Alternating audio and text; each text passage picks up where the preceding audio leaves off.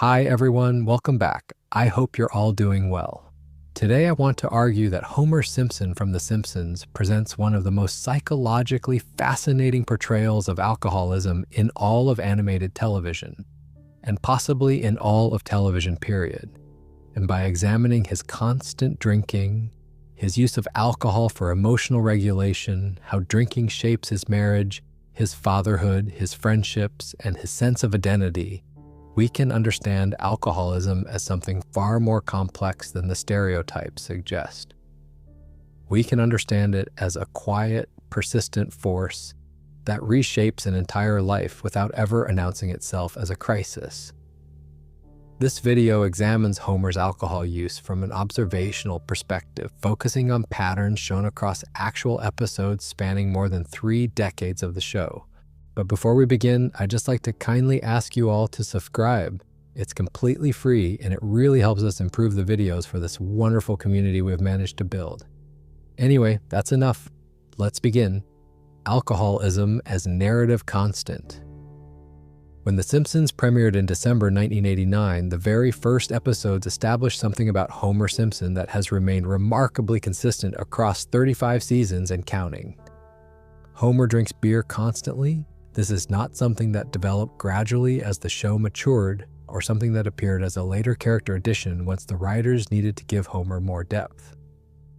From the earliest episodes of the series, Homer is shown drinking Duff beer at home, drinking at Moe's Tavern, drinking at work functions, and drinking during moments of celebration and crisis alike. This immediate establishment of alcohol as central to Homer's character is psychologically significant, because it tells us that drinking is not separate from who Homer is. It is woven into his identity, his daily routine, and how he moves through his world in ways that the people around him have simply stopped noticing.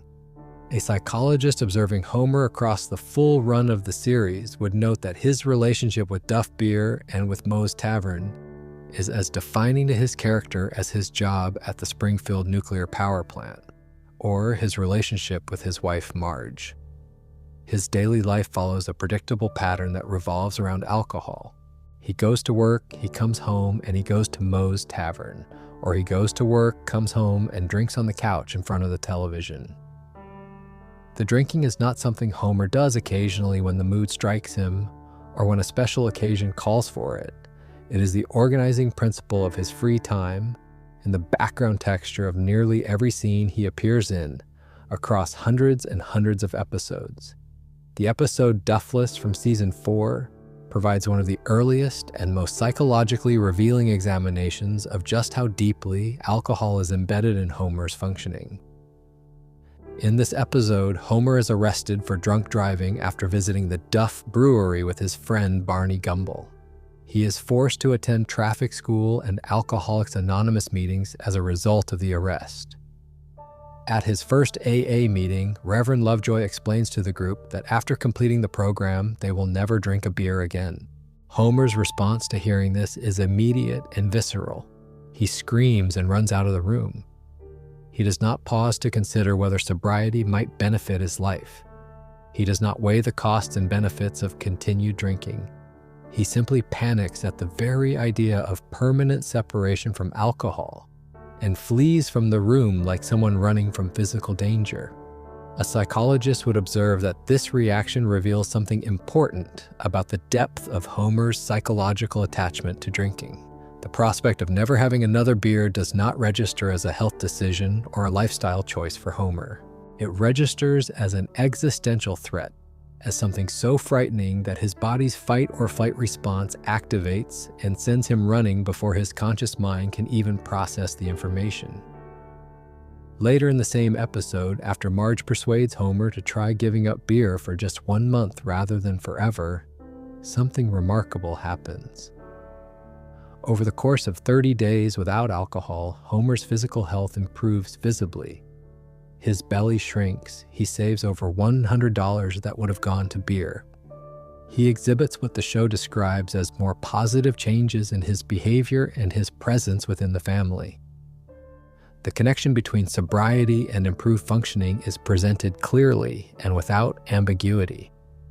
When Homer stops drinking, measurable improvements appear in nearly every area of his life. A psychologist would note that this kind of rapid improvement when alcohol is removed suggests that the drinking was actively suppressing Homer's potential and actively degrading his health, his finances, and his family relationships on a continuous basis. The alcohol was not just something Homer consumed. It was something that was consuming parts of his life that he could not see because the drinking prevented him from seeing them. At the end of that 30-day period, Homer walks back into Moe's tavern with money in hand, ready to resume drinking immediately. Marge points out to him that just because his alcohol-free month is over does not mean he has to jump right back into drinking the moment it ends. Homer goes to the bar anyway. But when he arrives and looks around at the other barflies, at the toll that years of heavy drinking have taken on the men sitting on those bar stools, something stops him. He tells Moe to save his drink and he goes home to Marge instead. The episode ends with Homer and Marge riding Lisa's bicycle into the sunset together, a moment of genuine warmth and connection that sobriety made possible. It is one of the most hopeful endings in the show's entire run. And yet, by the next episode, Homer is drinking again at his usual levels as if none of it ever happened. A psychologist would find this pattern deeply significant because it mirrors exactly how addiction functions in real life. The person gains insight, experiences improvement, recognizes the benefits of sobriety, and then returns to the substance anyway because the pull of dependency is stronger than the pull of insight. The episode Homer versus the 18th Amendment from Season 8 demonstrates just how far Homer will go to maintain his access to alcohol. When Prohibition hits Springfield after Bart accidentally gets drunk on beer sprayed from a duff float during a Saint Patrick's Day parade, the town is forced to ban all alcohol. The news causes all of Springfield's known alcoholics to faint simultaneously, including Homer, Moe, Barney, and others. This is played for comedy, but a psychologist would note that the fainting response, even as a comedic exaggeration, represents the genuine panic and physiological distress that people with severe alcohol dependency experience when their access to the substance is threatened or removed. Homer's response to Prohibition is not to accept the new reality and find alternative ways to spend his time. His response is to become the beer baron. He sneaks out to the city dump at night with his son Bart to reclaim buried beer barrels. He sets up a bootlegging operation in his basement, pouring beer into hollow bowling balls and using an elaborate system of underground pipes to transport them from the Bowl-O-Rama to Moe's Tavern. He risks arrest, punishment, and separation from his family, all to ensure that alcohol continues flowing through Springfield. When the beer from the barrels runs out, he attempts to manufacture his own hard liquor, which proves difficult because his stills keep exploding and he has to place a suspicious order for 42 bathtubs that attracts attention. Even after catching fire in his own basement from one of these attempts, Homer only agrees to stop when Marge tells him directly that she is concerned for his safety. The episode ends with Homer giving a toast that has become one of the most quoted lines in television history. To alcohol, the cause of and solution to all of life's problems. A psychologist would observe that this line, delivered with warmth and sincerity and played for a laugh from the audience, is actually one of the most psychologically honest statements Homer ever makes about his relationship with drinking. He recognizes, at least in that moment, that alcohol creates problems in his life, but he simultaneously cannot imagine navigating life's difficulties without it. He sees alcohol as both the disease and the medicine, and he has made peace with that contradiction rather than trying to resolve it. The episode Mommy Beerest from Season 16 shows yet another dimension of how central alcohol is to Homer's life and how far he will go to protect his access to it. When a health inspector shuts down Moe's Tavern after discovering serious code violations, Homer takes out a second mortgage on his family's home to finance the tavern's reopening. He literally puts his family's housing security at risk to ensure that his primary drinking establishment remains operational. A psychologist would note that this decision reveals Homer's priorities in a way that no amount of dialogue could. When forced to choose between financial stability for his wife and children and the continued existence of the bar where he drinks, Homer chooses the bar without apparent hesitation or significant internal conflict. The drinking environment is more important to his psychological functioning than the economic security of the people who depend on him. Across 35 seasons, Homer's relationship with alcohol has remained essentially unchanged, despite countless experiences that might reasonably have led to modification of the behavior. He has been arrested for drunk driving. He has been shown the health benefits of sobriety. He has been confronted by family members about his drinking. He has seen the destructive effects of alcohol on friends like Barney. He has experienced moments of clarity where he recognized the damage drinking causes. And yet none of these experiences have produced lasting change in his drinking patterns. The beer remains. The visits to Moe's continue. The couch drinking persists. A psychologist would observe that this level of consistency across decades of varied life experiences indicates either profound denial that prevents Homer from recognizing a need to change, or psychological dependence so severe that change feels impossible even when the need for it is recognized, or both of these operating simultaneously to maintain the pattern against all evidence that change would benefit everyone involved, including Homer himself. Before we move on, make sure to subscribe if you're enjoying this breakdown. This constant presence of alcohol in Homer's life creates the foundation for understanding how he uses drinking as a tool for emotional management and psychological survival. Drinking and emotional regulation. While Homer's constant drinking is established as a narrative fact from the earliest episodes, the show also provides significant insight into why Homer drinks and what psychological function the alcohol serves beyond simple physical enjoyment of the taste. A psychologist observing Homer across the full series would note that his drinking appears to serve a specific and consistent emotional function. Homer uses alcohol to manage feelings that he does not know how to process through healthier means. When he is stressed, he drinks. When he is sad, he drinks. When he is bored, he drinks. When he is frustrated with his job, his marriage, his children, or himself, he drinks. The drinking is not random or purposeless. It serves a clear psychological role as Homer's primary emotional regulation system. The clearest expression of this pattern is Homer's relationship with Moe's Tavern. The bar is not just a place where Homer goes to consume alcohol. It functions as his emotional processing center. When Homer has a fight with Marge, his immediate instinct is to go to Moe's.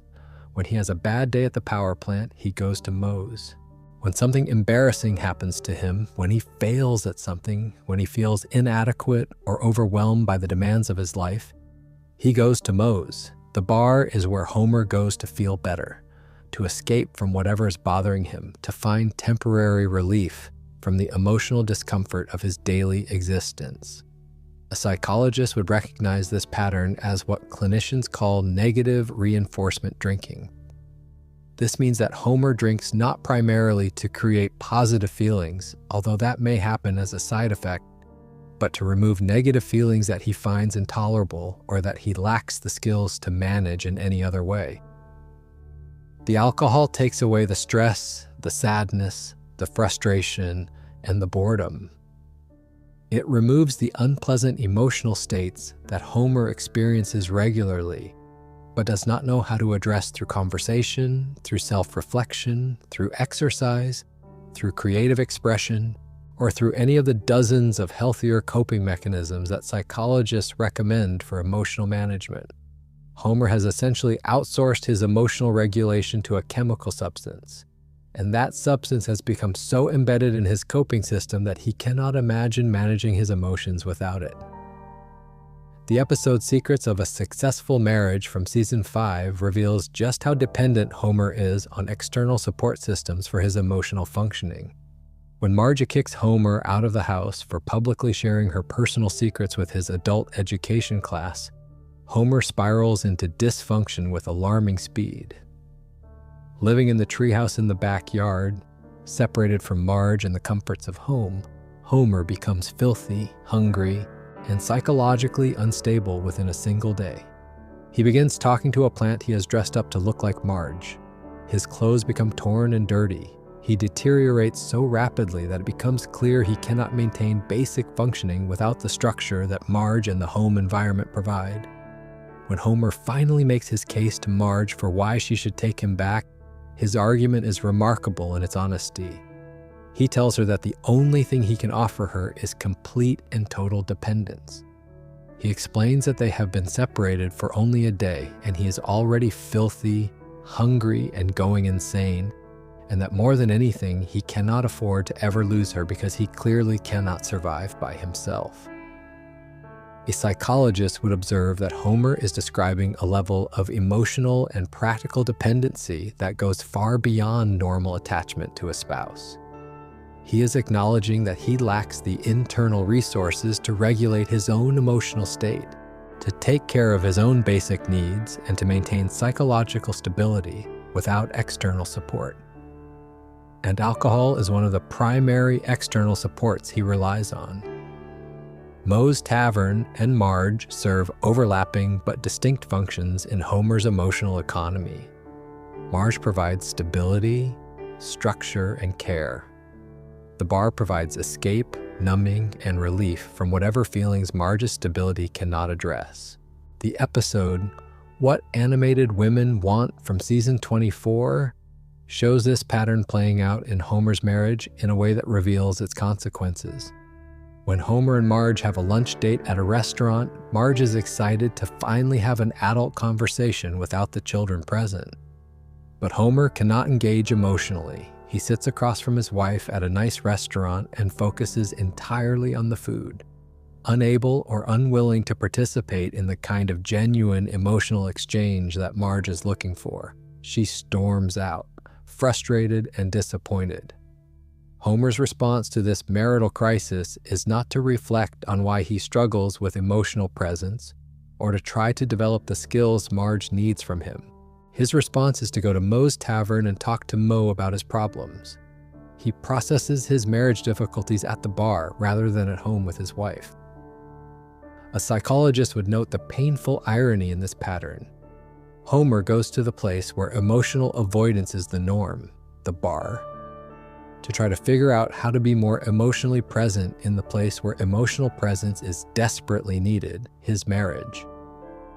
The bar cannot teach him what Marge needs. Alcohol cannot develop the skills she is asking for.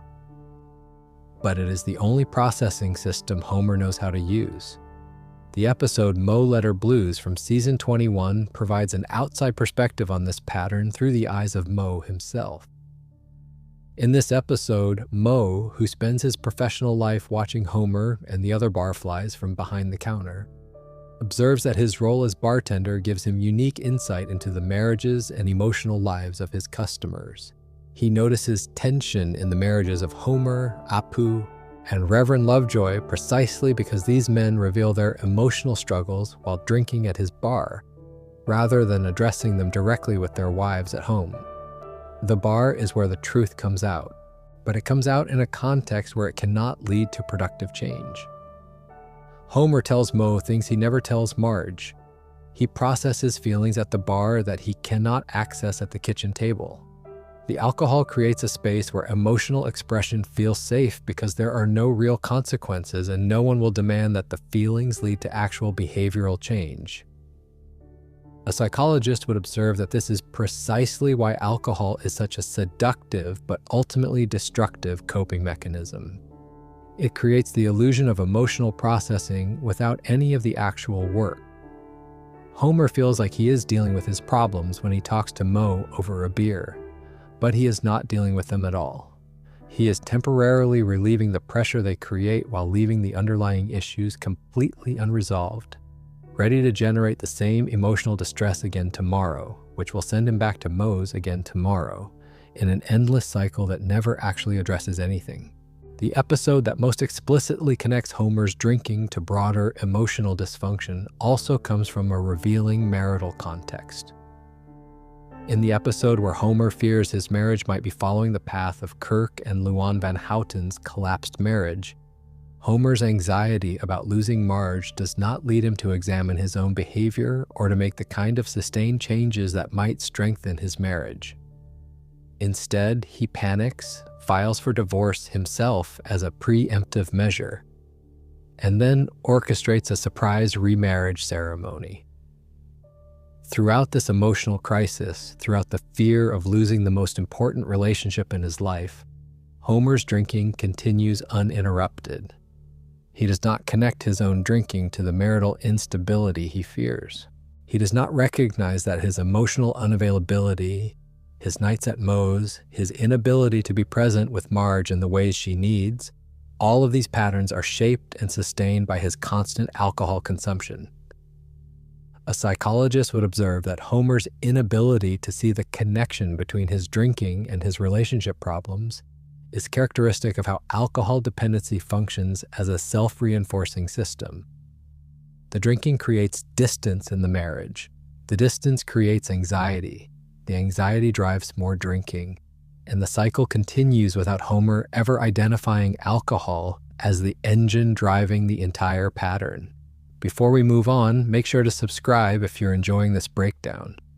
These patterns of emotional coping through alcohol connect directly to how Homer's drinking affects his most important relationship, his marriage to Marge, in ways that have shaped both of their lives for decades. Alcoholism and the marriage. A psychologist observing the marriage of Homer and Marge Simpson across 35 seasons would note that Homer's chronic alcoholism has fundamentally shaped the dynamics of their relationship in ways that both partners have adapted to rather than challenged. Marge's experience of marriage has been permanently colored by Homer's drinking, and Homer's experience of marriage has been permanently mediated through alcohol. Neither of them has ever known what their marriage would look like without alcohol's constant presence, because sobriety has never lasted long enough to find out. The episode Mr. Lisa's Opus from season 29 provides one of the most direct windows into how Homer's drinking affects the marriage and how the family responds. In a future timeline sequence, Marge becomes visibly irritated with Homer for drinking beer in front of the children at the dinner table. She tells him to go to Moe's Tavern to drink instead, essentially exiling him from the family space so that his drinking does not have to be witnessed by his kids. After Homer leaves, Marge goes into the kitchen to cry. She's not crying about anything dramatic or catastrophic. She is crying about the quiet, persistent disappointment of being married to someone who cannot sit through a family dinner without a beer, who cannot be fully present at his own table, whose drinking is so embedded in his behavior that the only solution Marge can think of is to send him somewhere else to do it rather than asking him to stop. It takes Lisa, their daughter, a child, to intervene. Lisa goes to Moe's and tells Homer that Marge is going to leave him if he does not stop drinking. Homer promises to quit. He calls a sponsor to help him, and the sponsor turns out to be Ned Flanders, the family's neighbor. Homer succeeds in getting sober, and the marriage is saved. A psychologist would observe several important things about this sequence. First, it takes a child's intervention, not Homer's own insight or motivation, to create change. Homer does not recognize the severity of the situation until Lisa tells him directly that he is about to lose his wife. Second, the sobriety is framed as something Homer does for others rather than for himself. He stops drinking to save his marriage and to keep Lisa from losing her family, not because he has recognized that alcohol is harming his own life and his own functioning. Third, and perhaps most importantly, the success of this sobriety attempt within a single episode demonstrates that Homer is capable of stopping.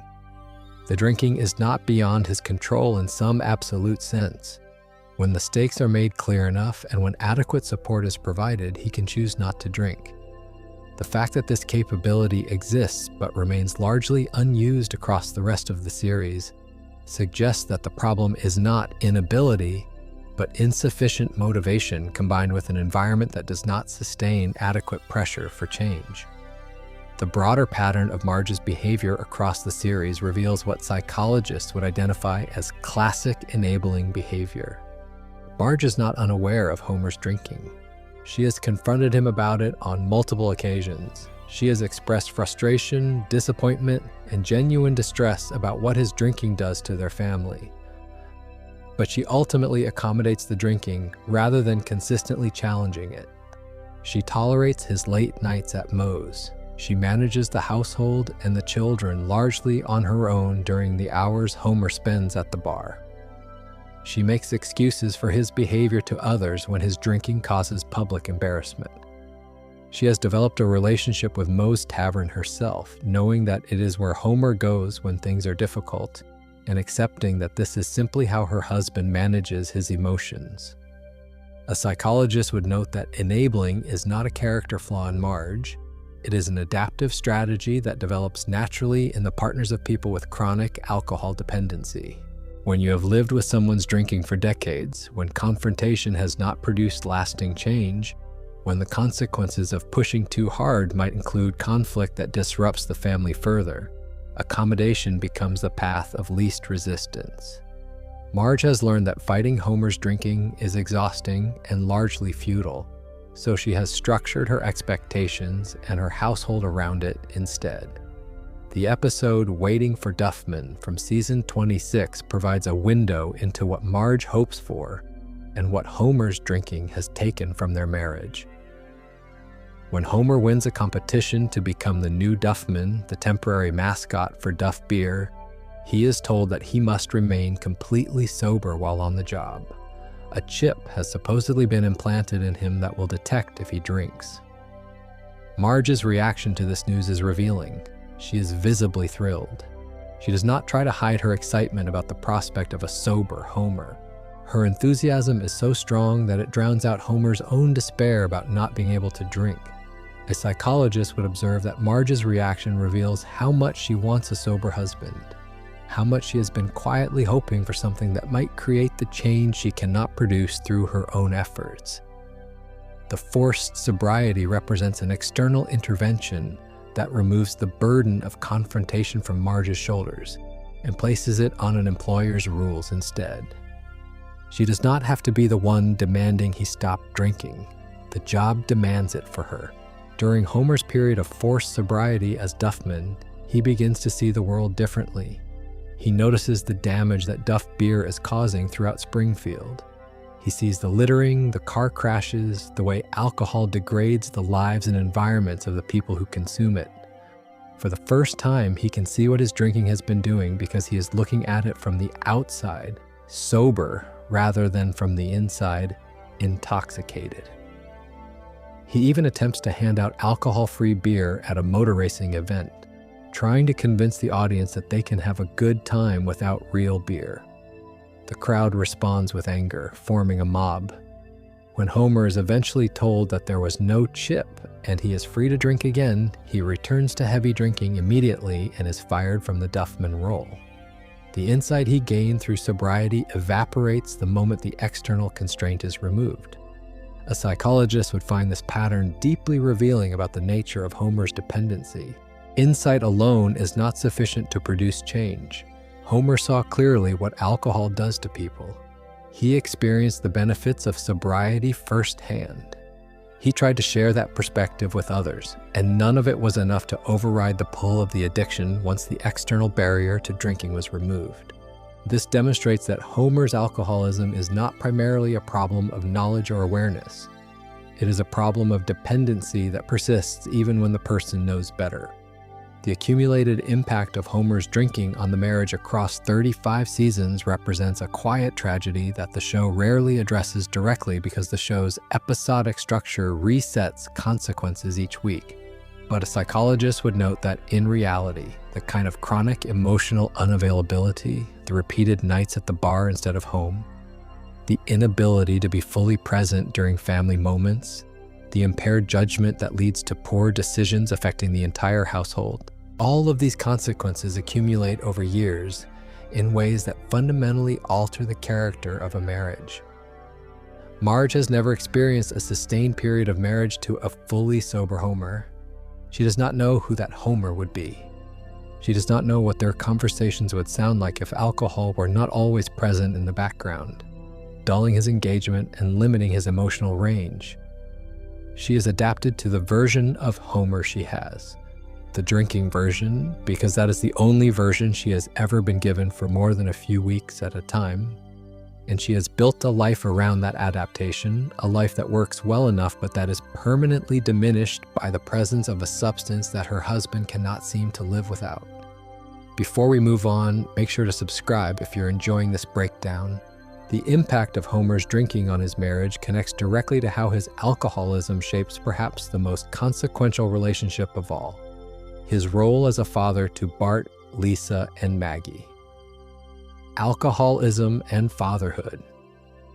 A psychologist observing Homer's parenting across the full run of The Simpsons would note that his chronic alcoholism does not just coexist with his fatherhood. It actively shapes the kind of father he is, the kind of father he is not, and the lasting impact his parenting has on his children's psychological development. Homer is not absent in the traditional sense. He lives in the home. He shows up for family events. He expresses love for his children in his own clumsy and imperfect way. But he is functionally absent in ways that matter enormously for child development, because the drinking ensures that he is rarely fully present, rarely fully engaged, and rarely operating with the unimpaired judgment that parenting consistently requires. The episode Duffless from Season 4 demonstrates what Homer's children might have if their father were sober. During his 30 days without alcohol, Homer's belly shrinks, his energy improves, and his overall functioning in the household noticeably improves. He saves money that would have been spent on beer.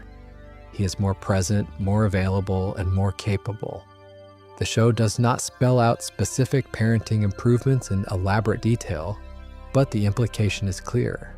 When Homer is not drinking, there is more of him available for his family, more attention, more resources, more presence, more of the things that children need from a parent.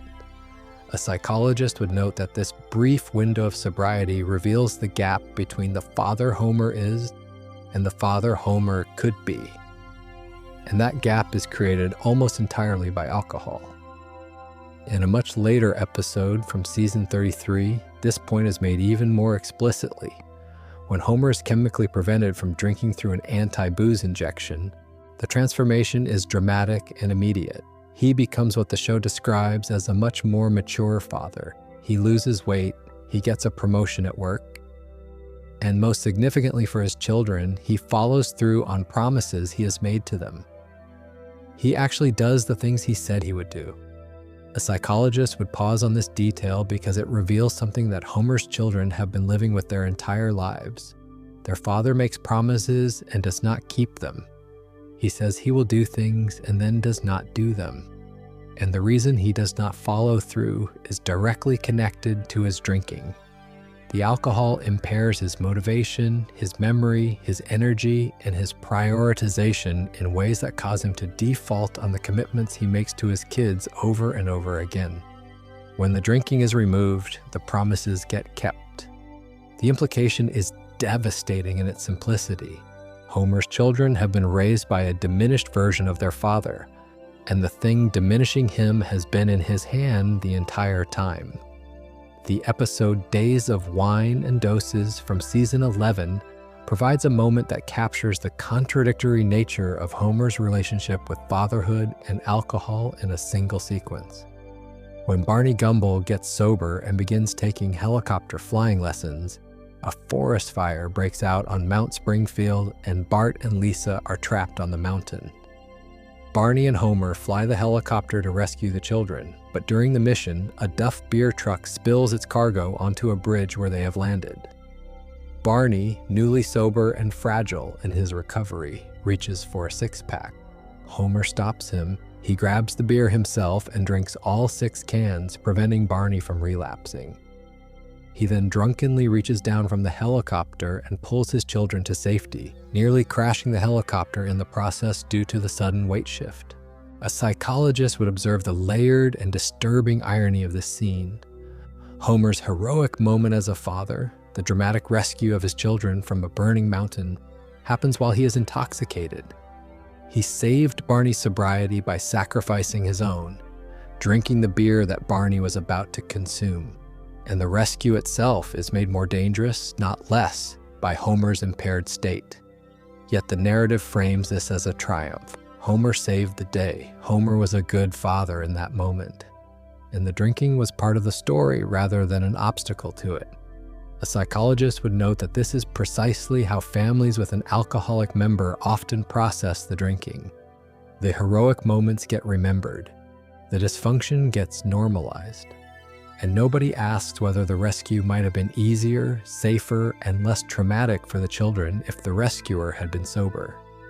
The impact on Homer's children can be observed through how each child has adapted to life with an alcoholic father. Lisa has become the family's moral compass and emotional adult, assuming responsibilities for insight, conscience, and emotional processing that her father should be providing. She worries about things that children should not have to worry about. She intervenes in adult problems like her father's drinking because the actual adults in the situation are not handling it. In the episode from season 29, it is Lisa who goes to Moe's tavern to tell Homer that Marge is going to leave him. A child is performing the function that a therapist, a counselor, a doctor, or Homer's own self-awareness should be performing. A psychologist would recognize this as parentification, a well-documented pattern in families with alcoholism where children take on adult emotional roles because the alcoholic parent is unable to fulfill those roles themselves. Bart, meanwhile, has adapted through a different pathway. His behavioral problems, his defiance of authority, his constant need for attention and stimulation can all be understood at least partially as the response of a child who does not receive consistent, engaged fathering from his primary male role model. Homer's evenings at Moe's, his emotional unavailability when he is home but drinking, his inability to follow through on commitments, all of these create a parenting vacuum that Bart fills with misbehavior because negative attention is still attention, and attention from a frequently absent or impaired father is scarce enough to be worth seeking through any means available. The show captures the community's perception of Homer's drinking and its impact on his parenting through a revealing exchange in the episode where Homer's Big Brother organization partner Tom meets Bart. Bart has told Tom exaggerated but not entirely inaccurate stories about his home life. And when Tom encounters Homer, he asks with barely restrained anger, "His father, the drunken gambler?" Homer's response is immediate, cheerful, and completely lacking in self-awareness. He instinctively and happily replies, "That's right, and who might you be?" He does not hear the accusation in the question. He does not recognize that being identified as a drunken gambler should concern him as a father. He hears a description that he considers accurate and confirms it without any sense that it should be alarming that this is how his own son's community perceives him. A psychologist would note that Homer's complete lack of defensiveness about being called a drunken father is itself a sign of how thoroughly his denial system operates. He has normalized his drinking to such an extent that being publicly identified as an alcoholic parent does not register as shameful or concerning. It is simply who he is, in the same way that his name is Homer, and he works at the power plant. Maggie, the youngest, exists in a different position within this family dynamic. She is largely silent throughout the series, and her experience of Homer's alcoholism is the least explored. But a psychologist would observe that Maggie is growing up in a household where her father's drinking is the background condition of her entire childhood. She's never known anything else. The normalization that Bart and Lisa have developed over years of adaptation is Maggie's starting condition. She has no memories of a sober father to compare against.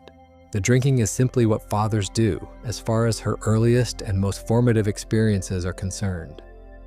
A psychologist examining the accumulated impact of Homer's alcoholism on his children across 3 decades of storytelling would note something that the show itself rarely addresses directly. These children are being shaped by their father's drinking in ways that will affect their own adult relationships, their own coping strategies, their own expectations about what partnerships look like and what fathers are supposed to provide.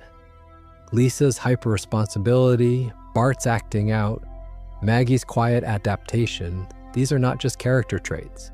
They are the psychological fingerprints of growing up with an alcoholic parent who is present enough to love, but too impaired to consistently deliver on what that love should provide.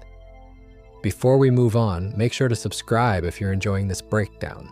Homer's drinking does not just shape his family relationships, it also shapes the social environment he inhabits, particularly the bar that functions as his second home, and the friendships that exist almost exclusively within its walls. Moe's Tavern as psychological architecture. A psychologist observing Homer's life would pay close attention to the role that Moe's Tavern plays in sustaining his alcoholism, because the environment a person drinks in is often just as important as the substance itself in maintaining addictive behavior. Moe's Tavern is not simply a building where alcohol is served. It is a psychological structure that provides Homer with things he genuinely needs: companionship, predictability, emotional expression, acceptance, while simultaneously ensuring that he continues drinking in order to access those things. The bar meets real psychological needs through an addictive mechanism, which is precisely why Homer returns to it day after day, year after year, decade after decade. The episode Homer the Moe from season 13 reveals how central the bar environment is to Homer's functioning. When Moe visits his old bartending school for inspiration and returns to transform his tavern into a trendy, exclusive nightclub called M, Homer and his fellow barflies are devastated. The place they depended on has been taken from them. The familiar stools, the familiar drinks, the familiar dynamic between bartender and customer, all of it has been replaced by something sleek and unwelcoming that does not serve their needs. Homer's response is immediate and telling. He opens his own bar in the family garage. He cannot tolerate the loss of the drinking environment, so he recreates it in his own home. He does not use the closure of Moe's as an opportunity to spend evenings with his family instead. He does not take up a hobby, visit friends in non-drinking contexts, or explore any alternative use of his free time. He builds a new bar. A psychologist would observe that this response reveals how deeply Homer's social life and emotional functioning are dependent on the bar setting. Remove the bar, and Homer does not transition to other activities or relationships. He builds a replacement bar because the drinking environment is the only social and emotional framework he knows how to operate within. The episode Flaming Moe's from season 3 shows another dimension of Homer's relationship with Moe's and with alcohol culture more broadly. In this episode, Homer invents a cocktail recipe by accident. He discovers that combining remnants from various nearly empty liquor bottles with crusty brand cough syrup and setting the mixture on fire creates a drink with remarkable flavor. He shares this recipe with Moe, who steals it, renames it the Flaming Moe, and uses it to turn his failing bar into the hottest night spot in Springfield. The drink becomes so popular that even the rock band Aerosmith becomes a regular fixture at the bar. A psychologist would note the significance of Homer's one genuine moment of creative innovation. His greatest invention, the thing he contributed to the world through his own accidental creativity, is an alcoholic beverage, not a safety improvement at the power plant, not a device that helps his family, not a contribution to his community, an alcoholic drink. Homer's creativity, when it does emerge, expresses itself through the lens of his addiction. His imagination is captured by alcohol in the same way his evenings and his emotional life are captured by it. The episode Mommy Beerest from season 16 shows the most extreme expression of Homer's attachment to the bar when he takes out a second mortgage on the family home to fund Moe's Tavern reopening after it fails a health inspection. The financial risk this creates for his wife and children is substantial. A second mortgage means increased monthly payments, reduced equity in their home, and greater vulnerability if anything goes wrong financially. Homer makes this decision without a parent agonizing over the competing interests at stake, without weighing his family's financial security against his desire to have Moe's Tavern operational again. A psychologist would observe that this decision demonstrates how Homer's psychological attachment to the bar has reached a level where it overrides normal protective instincts about family welfare. The bar's survival feels necessary to Homer in a way that transcends rational cost-benefit analysis. The social dynamics within Moe's tavern also play a crucial role in sustaining Homer's drinking. His primary friendships are with Lenny Leonard, Carl Carlson, and Barney Gumble, and these friendships exist almost exclusively within the context of the bar. They drink together, they talk at the bar, they share problems over beers. The friendships are genuine in the sense that these men care about each other and enjoy each other's company. But they are also structurally dependent on the drinking environment. Remove the bar, and it is unclear whether these friendships would survive in their current form, because the men have never developed alternative contexts for spending time together. A psychologist would note that this pattern is common in people with alcohol dependency. Their social network consists primarily or entirely of other drinkers, and the shared drinking activity is the glue that holds the relationships together. This creates a situation where maintaining friendships requires maintaining the drinking, because the friendships have no foundation outside the bar. The bartender Moe himself plays a specific enabling role in Homer's addiction.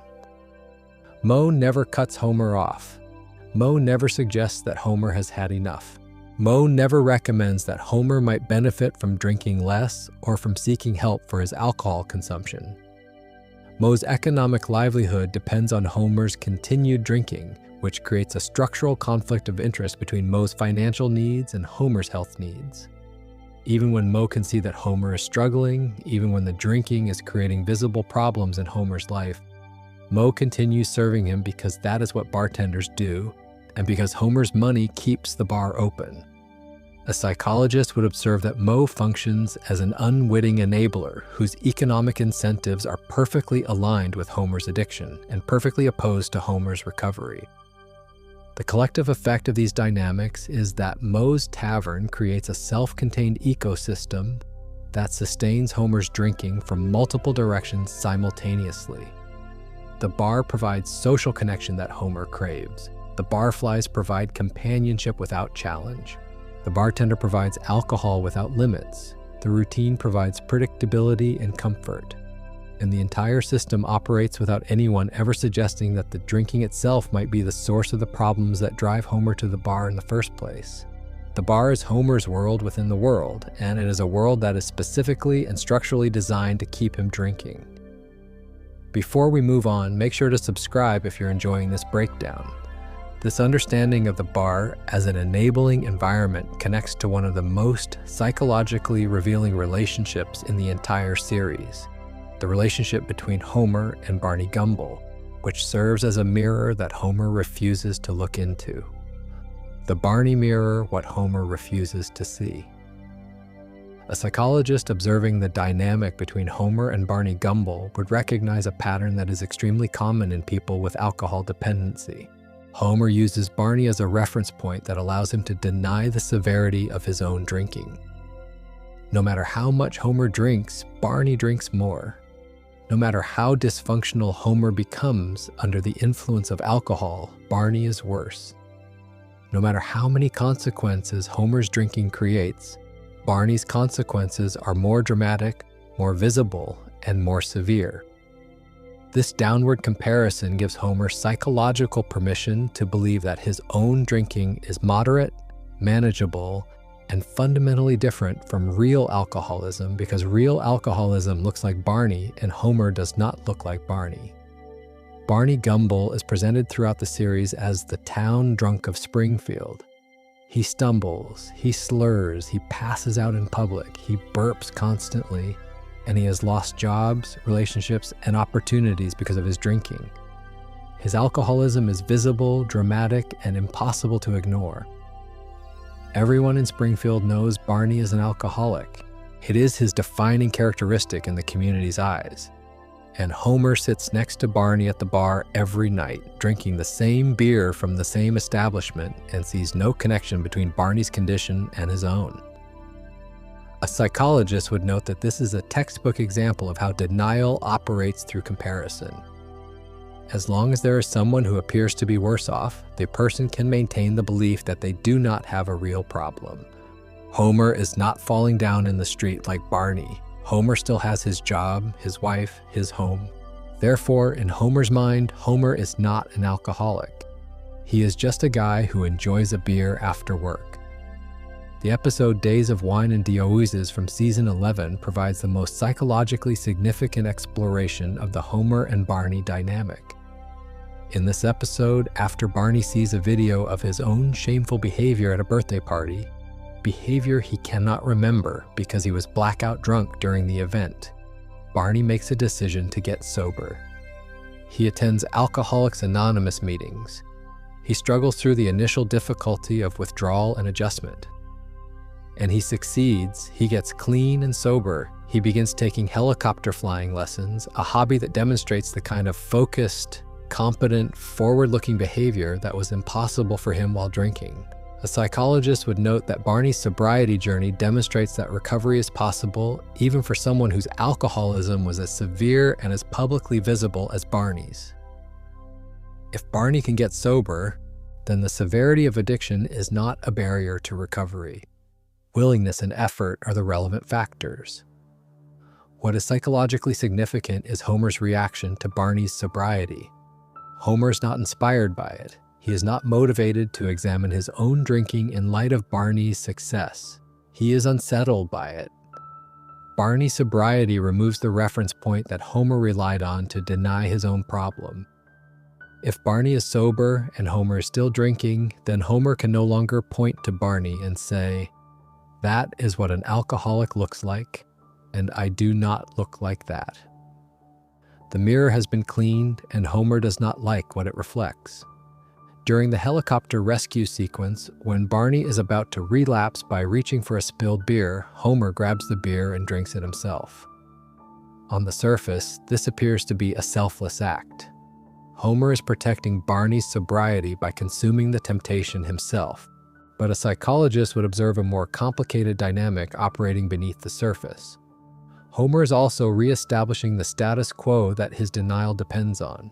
By drinking the beer himself, he is reasserting himself as the drinking friend and preventing a dynamic where both of them are sober, which would force Homer to confront his own relationship with alcohol without Barney's worst behavior as a shield. At the end of that episode, Barney is still sober but has developed a new dependency on double tall mocha lattes. Nearby, Mo stands triumphantly beside his new coffee cart. A psychologist would observe that even the show's treatment of Barney's sobriety comes with a punchline that subtly undermines the seriousness of recovery by suggesting that one addiction is simply replaced by another. The show's comedic framework prevents it from fully honoring the difficulty and significance of what Barney achieved, which parallels how Homer's social environment prevents him from fully honoring the implications of Barney's transformation for his own life. Barney's film Pocahontas, shown during the Springfield Film Festival in an earlier episode, represents an even more pointed mirror for Homer. Barney creates an artistic, introspective documentary about his own alcoholism that moves the festival audience to tears. The film is deeply personal, emotionally honest, and clearly the work of someone who has looked at his own drinking with unflinching clarity. The audience responds with genuine emotion. The other judges, including Jay Sherman, recognize it as the obvious winner. Homer, serving as a judge, is the one voice who votes against Barney's film in favor of a video of Hans Moleman getting hit in the groin with a football. A psychologist would observe that Homer's refusal to vote for Barney's film about alcoholism, choosing instead the most superficial and mindless alternative available, can be read as an unconscious act of self-protection. Honoring Barney's honest exploration of alcoholism would require Homer to acknowledge that alcoholism is a real and serious condition that affects people he knows, people he sits next to every night at the bar. It is easier and psychologically safer to vote for the football to the groin. The Homer and Barney relationship reveals a fundamental truth about how denial operates in the context of addiction. Homer does not deny that alcoholism exists. He can see it clearly in Barney. He does not deny that alcohol causes problems. He can see Barney's problems with perfect clarity. What Homer denies is that any of this applies to him personally. He has drawn an invisible line between Barney's drinking and his own, a line that exists only in his mind and that allows him to consume the same substance in the same establishment every single night without ever classifying his own behavior as problematic. A psychologist would recognize this as the most common and the most durable form of addiction denial, the kind that does not require the person to be ignorant about addiction in general, but only to maintain a specific blindness about their own particular case. Before we move on, make sure to subscribe if you're enjoying this breakdown. These patterns of denial, enabled by downward comparison, connect directly to the cognitive and behavioral effects that chronic drinking has on Homer's day-to-day functioning, his judgment, and his decision-making. Cognitive and behavioral effects of chronic drinking. A psychologist observing Homer across the full run of the series would note that his chronic alcohol use produces visible effects on his cognitive functioning that are present in virtually every episode, even when the drinking itself is not the focus of the plot. Homer's judgment is consistently impaired. His impulse control is limited. His ability to plan ahead, anticipate consequences, and make rational decisions about risk and reward is compromised in ways that affect his work, his family, and his safety on a daily basis. These cognitive effects are so pervasive and so consistent that they have become part of who Homer is in the minds of both the audience and the other characters in the show. People expect Homer to make bad decisions. People expect Homer to fail to think things through. People expect Homer to act on impulse without considering what will happen next. And while the show attributes some of this to Homer's general intelligence level, a psychologist would observe that chronic heavy alcohol consumption would produce exactly these cognitive patterns even in someone who started with higher baseline intelligence. Because alcohol specifically targets the brain regions responsible for executive function, judgment, impulse control, and consequence evaluation. The episode Duffless from season 4 provides a revealing demonstration of how Homer's tolerance has developed through years of chronic drinking. When Homer is pulled over by police after visiting the Duff Brewery, he passes the physical sobriety test with flying colors. He touches his nose with his fingers alternately while balancing on one foot. He recites the alphabet without error. His motor coordination and his memory for simple tasks appear unimpaired. He looks and acts sober enough to pass every external measure of intoxication that the officers apply. It is only when the breathalyzer is used that the truth emerges. His blood alcohol level is high enough to warrant arrest despite his completely normal appearing behavior. A psychologist would note that this discrepancy between Homer's apparent functioning and his actual intoxication level is a hallmark of high-tolerance alcoholism. His body has adapted to the constant presence of alcohol to such an extent that he can perform routine physical and cognitive tasks while significantly intoxicated. This adaptation does not mean the alcohol is not affecting him. It means the effects have become his normal baseline, invisible to outside observers and to Homer himself because he has never experienced extended sobriety that would provide a comparison point. The episode Homer versus the 18th Amendment from season 8 contains a line from Marge that captures an important truth about Homer's cognitive functioning in relation to his drinking. When Marge discovers that Homer has been running a bootlegging operation during Prohibition, her reaction is not anger or disappointment. Her reaction is surprise and admiration. She tells him that this is the most brilliant thing he has ever done over his years of stupidity. She is amazed at how much money he has made and how cleverly the operation was designed. A psychologist would pause in this exchange because it reveals something psychologically significant about where Homer's intelligence is deployed. His most elaborate, most creative, most sustained demonstration of planning and ingenuity across the entire series is directed at maintaining access to alcohol. He designed a system of underground pipes connecting a bowling alley to a bar. He orchestrated timing, logistics, and money flows. He evaded law enforcement. He sustained the operation over weeks.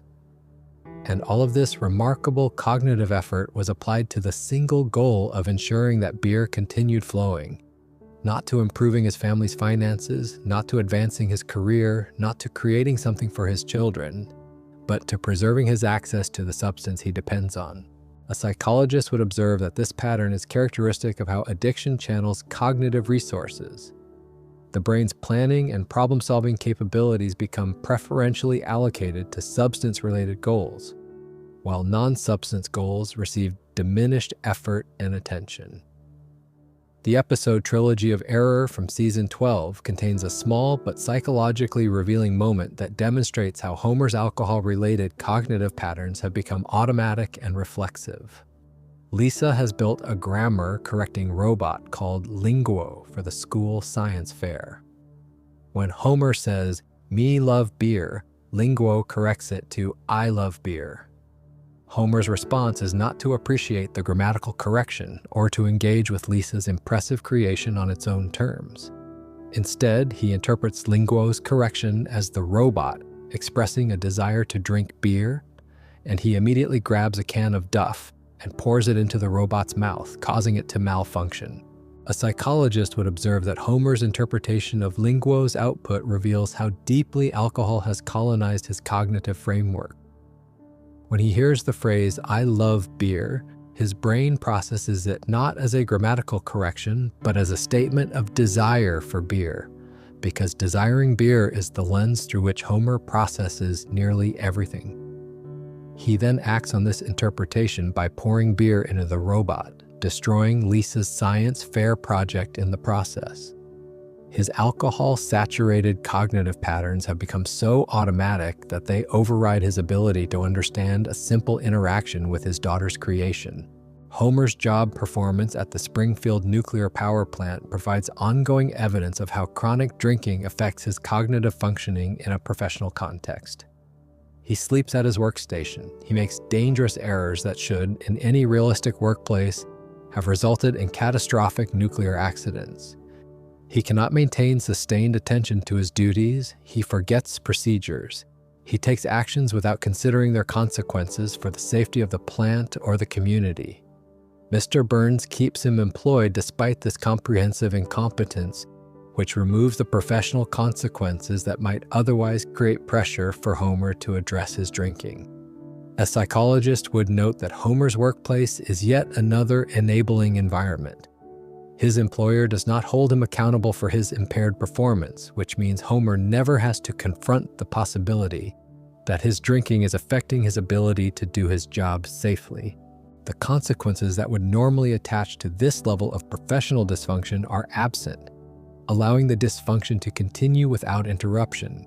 A psychologist would also observe that Homer's impaired cognitive functioning while drinking extends to his ability to assess risk accurately. He repeatedly puts himself and his family in dangerous situations without adequate consideration of what might go wrong. He makes impulsive decisions about investments, about schemes, about adventures, about confrontations, without the kind of careful weighing of potential outcomes that a sober mind would naturally perform. This is not entirely due to alcohol. Homer is presented as someone with limited foresight even in his best moments.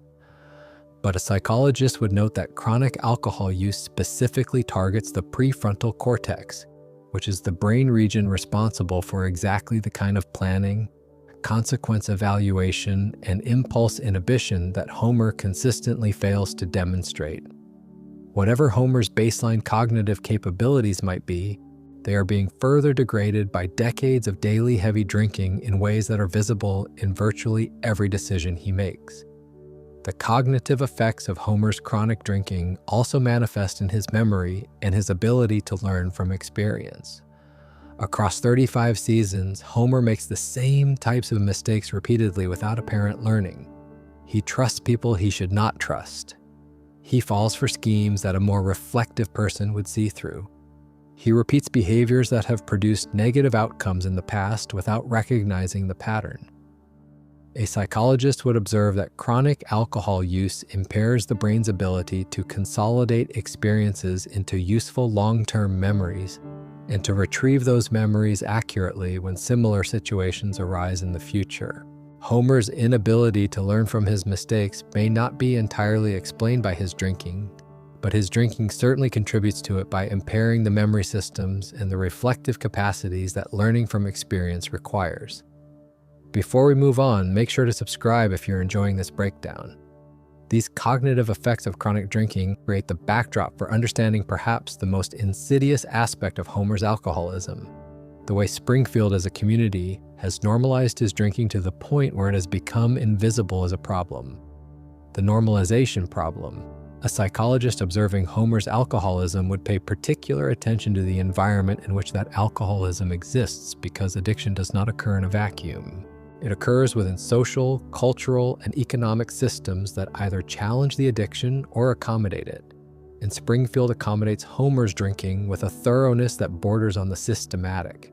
Every institution Homer interacts with, his workplace, his community, his social circle, his family, and even his healthcare system, has adapted to his alcoholism rather than confronting it, creating an environment where heavy daily drinking is treated as normal, acceptable, and fundamentally unremarkable.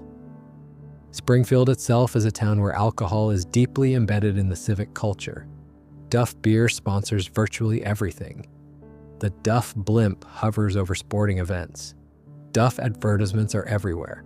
The town's saint, Patrick's Day celebration centers entirely on public drinking, to such an extent that a Duff float spraying free beer into the crowd is considered a normal part of the festivities.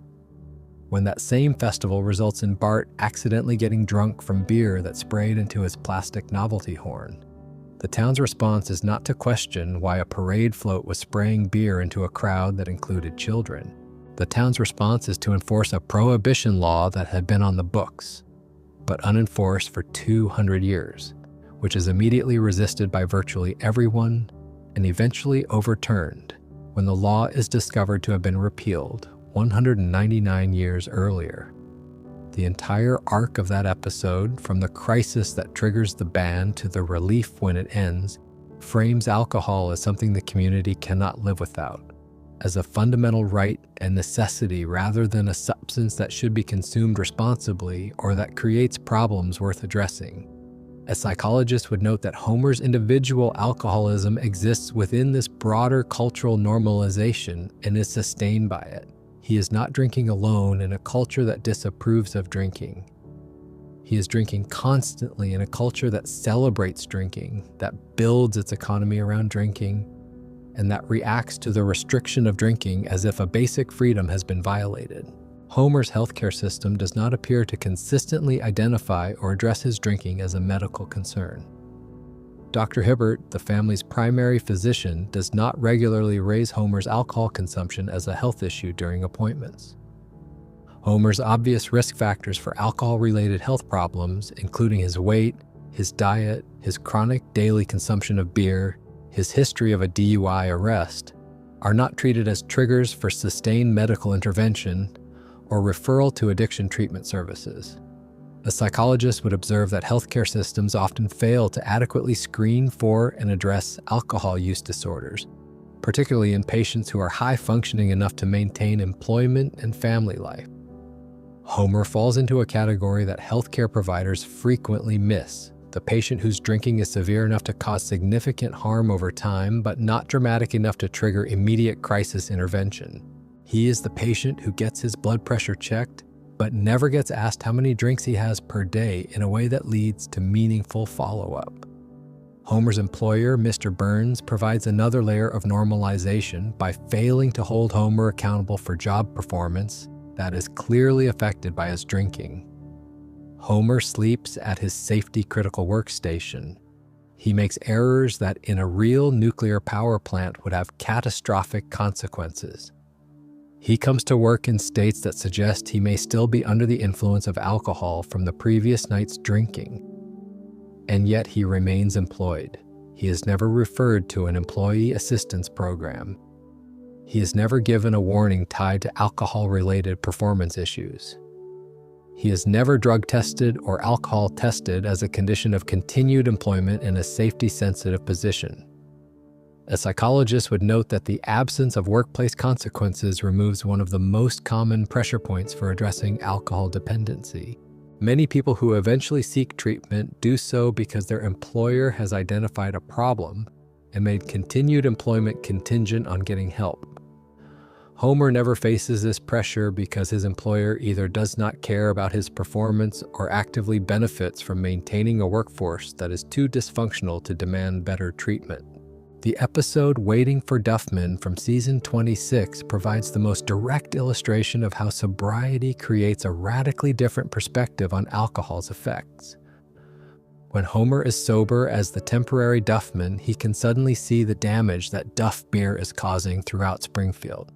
He notices the littering, the accidents, the degradation of public spaces and public behavior. He sees what alcohol does to people and to the community when he is looking at it from outside the fog of his own daily consumption. He tries to share this perspective by distributing alcohol-free beer at a motor racing event, attempting to convince the audience that they can enjoy themselves without real beer. The crowd responds with rage, forming an angry mob. A psychologist would find this response deeply significant. When one person achieves sobriety and tries to share the clarity that sobriety provides, the drinking community responds not with curiosity or openness, but with hostility. The sober person's perspective is experienced as a threat rather than as useful information. Homer's brief attempt to share what sobriety showed him is met with violent rejection by the very community whose drinking he was trying to address. And when Homer is told that the sobriety chip was fake and he is free to drink again, he returns to heavy drinking immediately and is fired from the Duffman role. The community's normalization of alcohol wins. The brief window of clarity closes, and Homer returns to the fog that Springfield considers normal. No character in the show consistently and persistently confronts Homer about his alcoholism as a serious condition requiring professional treatment. Marge raises concerns periodically, but her objections are episodic rather than sustained, and they typically resolve within a single episode without producing lasting change. Lisa intervenes in specific moments of crisis, but does not maintain ongoing pressure for sobriety. Bart and Maggie do not challenge it at all. The barflies encourage it. Moe profits from it. Mr. Burns ignores it. Dr. Hibbert does not treat it. The community celebrates it. A psychologist would observe that Homer exists in what clinicians call an enabling system, where every person and institution in the addicted person's environment has adapted to accommodate the addiction rather than challenging it, creating conditions that make recovery extraordinarily difficult because there is no sustained external pressure to change and because every part of the environment is structured to support continued drinking. Before we move on, make sure to subscribe if you're enjoying this breakdown. This comprehensive normalization of Homer's drinking by his entire community creates the context for understanding what the show's occasional sobriety episodes reveal about the person Homer might become if the drinking were to stop. Sobriety episodes, what Homer could be. Among the most psychologically revealing moments in the entire run of The Simpsons are the episodes in which Homer is, for one reason or another, forced or persuaded to stop drinking. These episodes function as natural experiments, brief windows into an alternate version of Homer Simpson that exists as potential, but that his chronic alcoholism prevents from being realized. Each time Homer achieves sobriety, measurable improvements appear across multiple domains of his life.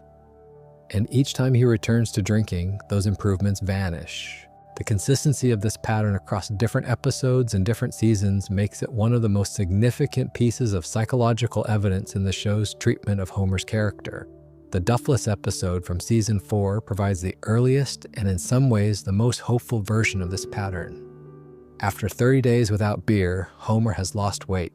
He has saved over $100. He has shown improvements in his behavior and his engagement with his family. When he walks into Moe's at the end of the 30 days, money in hand, he looks at the barflies and sees for the first time what alcohol has done to them. He makes the conscious choice to leave, telling Moe to save his drink, and goes home to Marge. In that moment, Homer demonstrates something critically important. He is capable of seeing clearly. He is capable of recognizing what alcohol does to people. He is capable of choosing Marge over beer.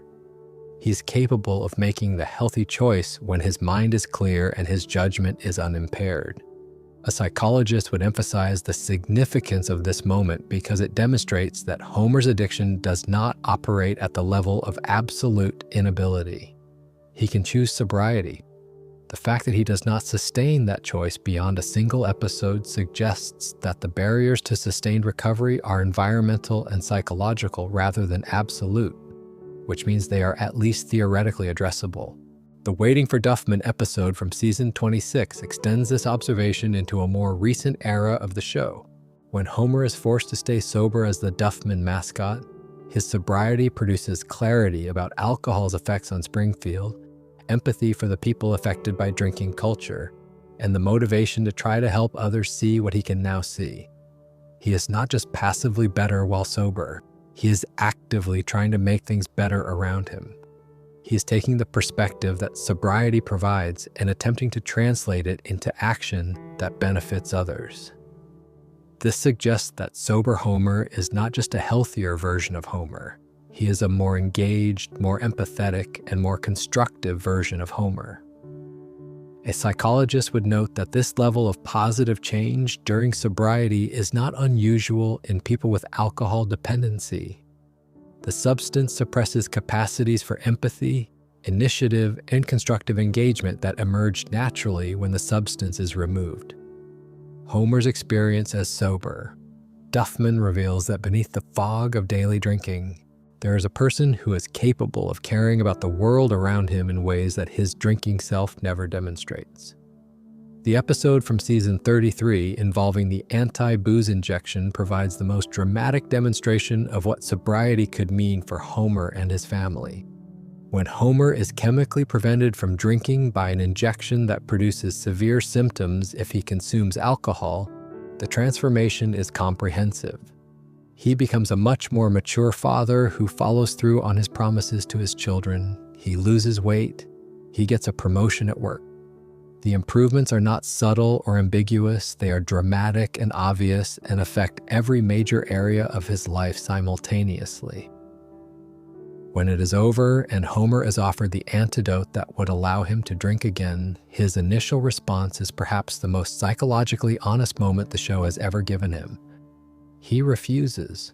He says that he never got to be the person he wanted to be, and that he wants to live a new life without alcohol. In that moment, Homer acknowledges something that his drinking self can never sustain awareness of. He knows that alcohol has prevented him from becoming who he wants to be. He knows that his life could be better, that he could be better without it. He knows that the drinking has been the barrier between his actual life and his desired life for all these years. But the show cannot allow Homer to stay sober because the show requires him to return to his familiar state for the next episode and the episode after that. The status quo must be restored, and so Homer is chased down and injected with the antidote against his expressed wishes, and he returns to drinking. A psychologist would note that this narrative choice, while necessary for the show's comedic structure, inadvertently mirrors one of the most heartbreaking aspects of real addiction. Many people in recovery have moments of clarity where they see clearly what their life could be without the substance. Many of them genuinely want the sober version of their life, and many of them return to drinking anyway, not because the clarity was false or the desire was insincere, but because the pull of addiction, the pressure of enabling environments, the weight of long-established habits, and the difficulty of sustained change combined to override even genuine motivation and genuine insight. Homer's return to drinking after expressing a clear desire to remain sober is tragic precisely because it is realistic. The person who wants to change and the person who continues drinking are the same person, and the drinking person keeps winning. The pattern across these sobriety episodes reveals something about Homer that the rest of the series obscures. Somewhere beneath the daily drinking, beneath the impaired judgment and the emotional avoidance and the nights at Moe's Tavern, there is a version of Homer who is a better father, a better husband, a healthier person, a more engaged employee, and a more aware human being. That version surfaces briefly whenever the alcohol is removed and disappears reliably whenever the alcohol returns. A psychologist would observe that the existence of this potential makes Homer's alcoholism not just a behavioral pattern but a genuine tragedy, because it means the person he could be is always there, always present, always possible, and always prevented from emerging by the substance that has claimed his evenings, his judgment, and his emotional life for more than 30 years. The Mr. Lisa's Opus episode from season 29 adds another dimension to this picture. When Lisa intervenes and Homer agrees to stop drinking with Ned Flanders as his sponsor, he succeeds. The marriage is saved, the family stabilizes, the crisis passes, but the sobriety is achieved for Lisa and for Marge, not for Homer himself. He stops drinking because his daughter told him his wife was going to leave. He does not stop because he has internalized a belief that sobriety would be better for his own life. A psychologist would note this distinction as critically important because externally motivated sobriety maintained for other people rather than for oneself, is inherently fragile. It depends on the continued presence and pressure of the people it was undertaken for. If Marge stops expressing dissatisfaction, if Lisa stops intervening, if the external crisis that triggered the sobriety resolves, then the motivation for staying sober dissolves along with it. Homer has never demonstrated internally motivated sobriety, a genuine personal conviction that his life is better without alcohol, sustained long enough to produce permanent change. And without that internal motivation, every period of sobriety is temporary, a pause in the drinking rather than an end to it. Before we move on, make sure to subscribe if you're enjoying this breakdown. These patterns of denial and intermittent self-awareness raise a deeper question that a psychologist would want to explore.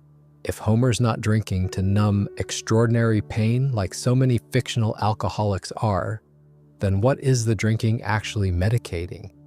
What psychological needs is the alcohol quietly serving beneath the surface of what appears to be simple habit? Alcohol as self-medication. A psychologist observing Homer would recognize that even though his alcoholism does not originate from a single devastating trauma, the alcohol still serves as self-medication for a constellation of chronic psychological discomforts that Homer has never learned to address through healthier means. Self-medication does not always look dramatic. Sometimes it looks like a man who drinks a beer every night because the alternative is sitting with feelings he has no vocabulary for and no tools to manage. Homer's drinking medicates something real, even if that something is quieter and less cinematic than the existential despair or shattering loss that drives characters like Rick Sanchez to the bottle. The first thing Homer appears to be medicating is chronic dissatisfaction with his own life and his own limitations. Homer's not a stupid man in the way the show sometimes portrays him. He is a man with limited education, limited opportunities, and limited skills for self-reflection, trapped in a job he does not enjoy, living a life that falls short of whatever vague aspirations he may have had as a younger man. When he was chemically sober during the anti-booze injection episode, he said he never got to be the person he wanted to be. That statement reveals that Homer carries an awareness of unfulfilled potential somewhere inside him, an awareness that his life has not matched his hopes. That awareness, when it surfaces, is painful. It forces him to confront the gap between who he is and who he might have been. The alcohol keeps that awareness suppressed, blurred, manageable. It transforms dissatisfaction into contentment, or at least into numbness, which for Homer may be the same thing. A psychologist would recognize this as a very common pattern in people who self-medicate with alcohol. They are not necessarily running from one specific source of pain.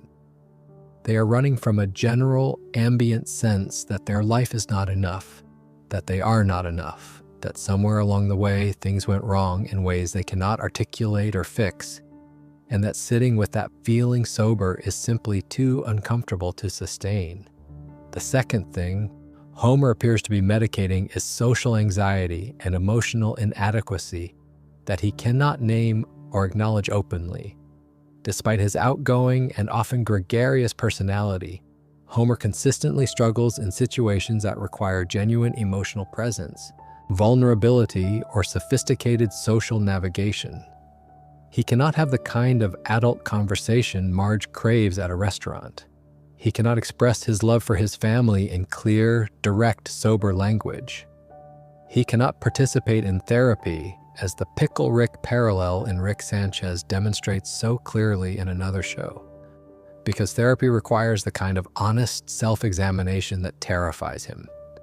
The alcohol provides him with a version of social ease that is convincing on the surface, but that lacks the depth of genuine emotional connection.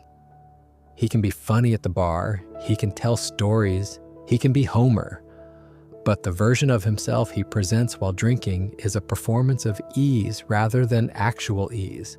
And the alcohol makes the performance possible by lowering his inhibitions and quieting the internal voice that might otherwise tell him he's out of his depth in social situations that require more than jokes and loudness. The third thing Homer appears to be medicating is boredom. And this is perhaps the most underappreciated driver of his drinking. Homer's life, stripped of the adventures that the show's plots provide, is repetitive and monotonous. He goes to the same job every day, he comes home to the same house, he has the same conversations, he watches the same television. The routine of his existence is stultifying in a way that many real adults recognize but rarely discuss honestly, because admitting to being bored with your life feels like admitting to failure. The alcohol transforms this monotony into something tolerable. It adds warmth and color to evenings that might otherwise feel empty. It makes the television funnier. It makes the couch more comfortable. It makes the repetition of daily life feel less oppressive. A psychologist would observe that boredom-driven drinking is one of the most common forms of self-medication and one of the hardest to address. Because the underlying problem, a life that feels insufficiently stimulating, requires restructuring entire patterns of living rather than simply removing a substance. If you take away the beer and leave everything else exactly the same, you're left with a sober man sitting on the same couch, watching the same television, in the same house, feeling the same emptiness, except now without the chemical warmth that made the emptiness tolerable. The fourth thing Homer appears to be medicating is a profound and largely unacknowledged fear of inadequacy as a husband and father. Homer knows at some level that he is not the husband Marge deserves. He knows he is not the father his children need. He can see in his better moments that his family would benefit from a more present, more engaged, more emotionally available version of himself. But becoming that version feels impossible because it would require skills and capacities he has never developed, and the prospect of trying and failing, of attempting to be a better man and discovering that he cannot sustain the effort, may feel worse than simply remaining the flawed but familiar version of himself that everyone has already adjusted to. The alcohol provides distance from this fear. It numbs the inadequacy. It blurs the gap between who he is and who his family needs. A psychologist would note that self-medication for feelings of inadequacy is particularly self-defeating, because the substance that numbs the feelings also impairs the functioning that might reduce them. Homer drinks because he feels inadequate as a father. The drinking makes him a worse father. Being a worse father intensifies the feelings of inadequacy. And the cycle deepens with each revolution, each year adding another layer to the pattern without ever addressing the feelings at its center.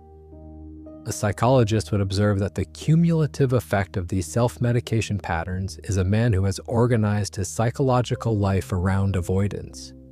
Homer avoids confronting his dissatisfaction with his life. He avoids confronting his emotional limitations. He avoids confronting the monotony of his routine. He avoids confronting his inadequacy as a husband and father. And alcohol is the primary tool that makes all of this avoidance possible. Without it, he would have to face these uncomfortable truths directly, which might be painful in the short term, but could potentially lead to growth, change, and improvement in the long term. With alcohol, he can keep all of these truths at a comfortable distance, perpetually aware of them at some peripheral level, but never forced to deal with them in ways that might lead to genuine change. Before we move on, we move. Make sure to subscribe if you're enjoying this breakdown. This understanding of Homer's drinking as self-medication for chronic psychological discomfort connects to a broader pattern that runs through his entire character: the gap between the Homer the world sees and the Homer who exists in his private moments of unguarded honesty.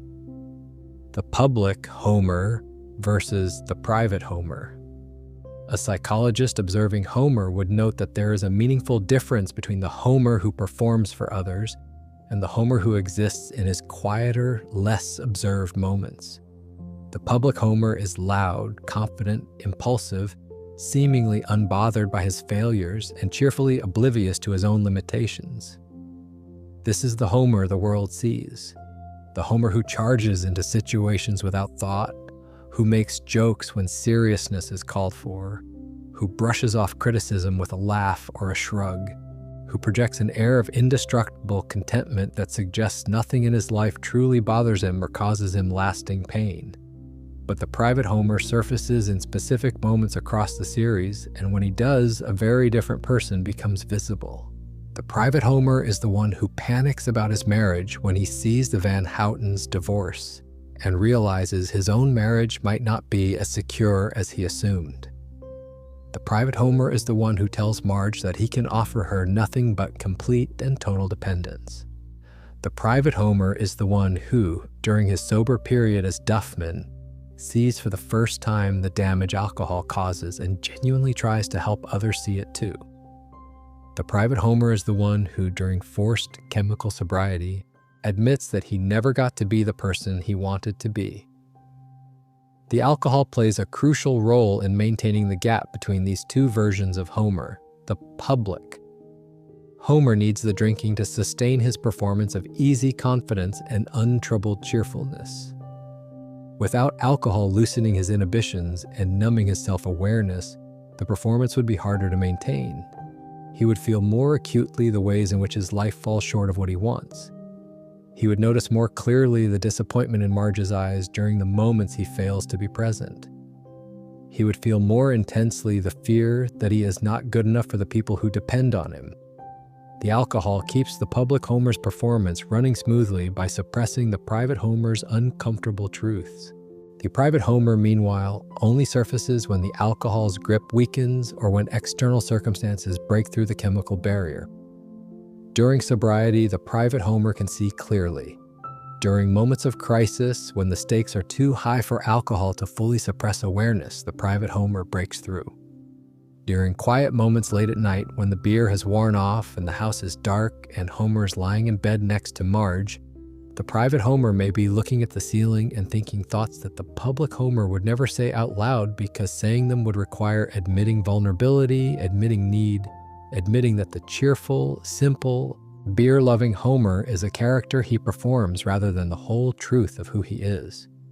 A psychologist would observe that this gap between public and private self is common in people with chronic alcohol dependency.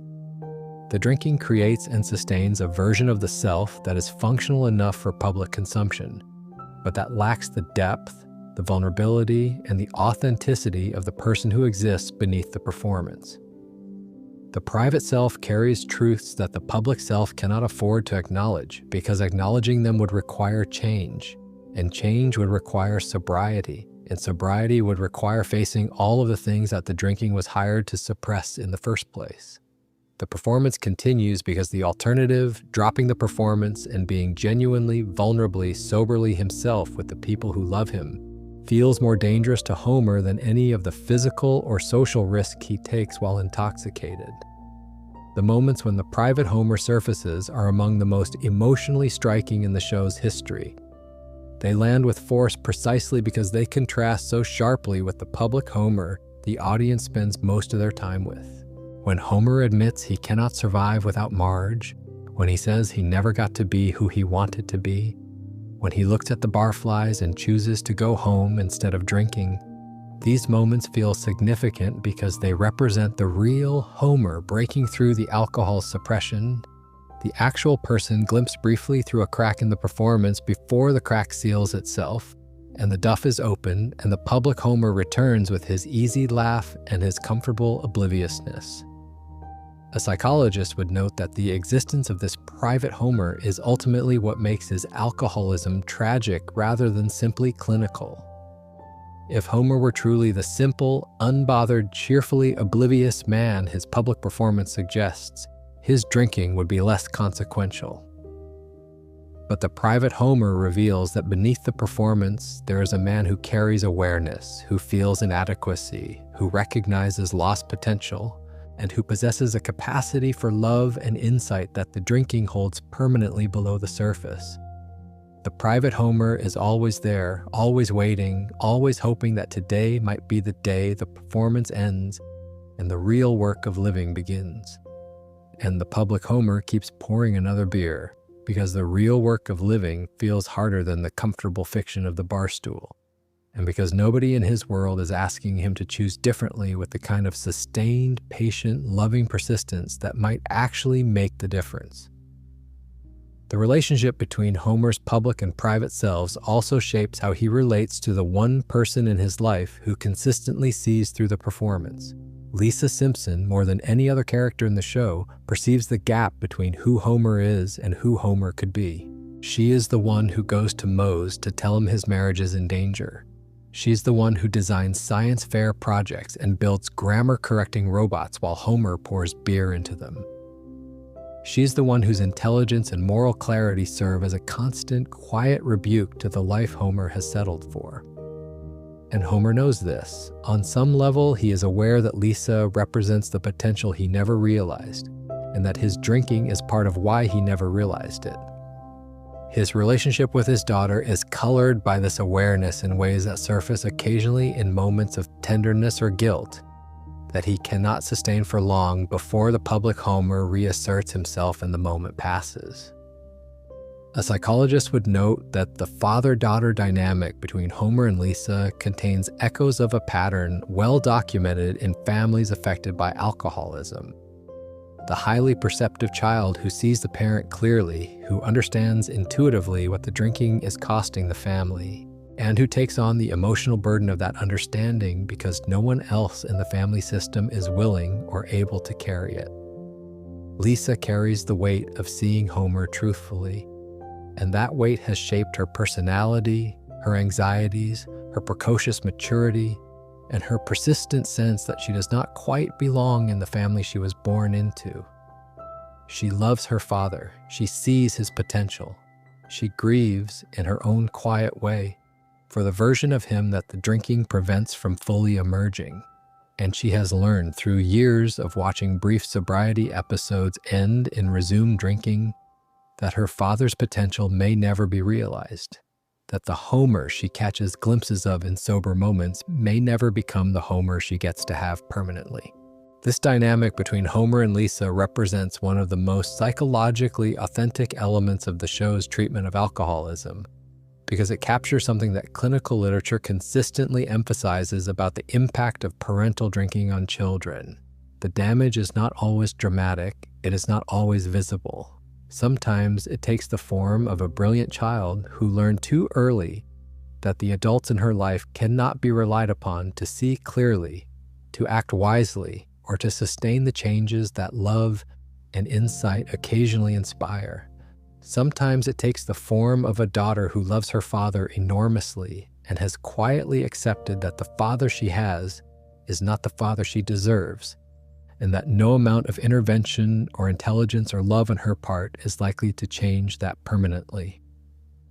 The episode where Homer opens a bar in his garage after Moe transforms his tavern into a nightclub reveals another dimension of Homer's psychology that connects his public performance, his private needs, and his drinking into a single revealing picture.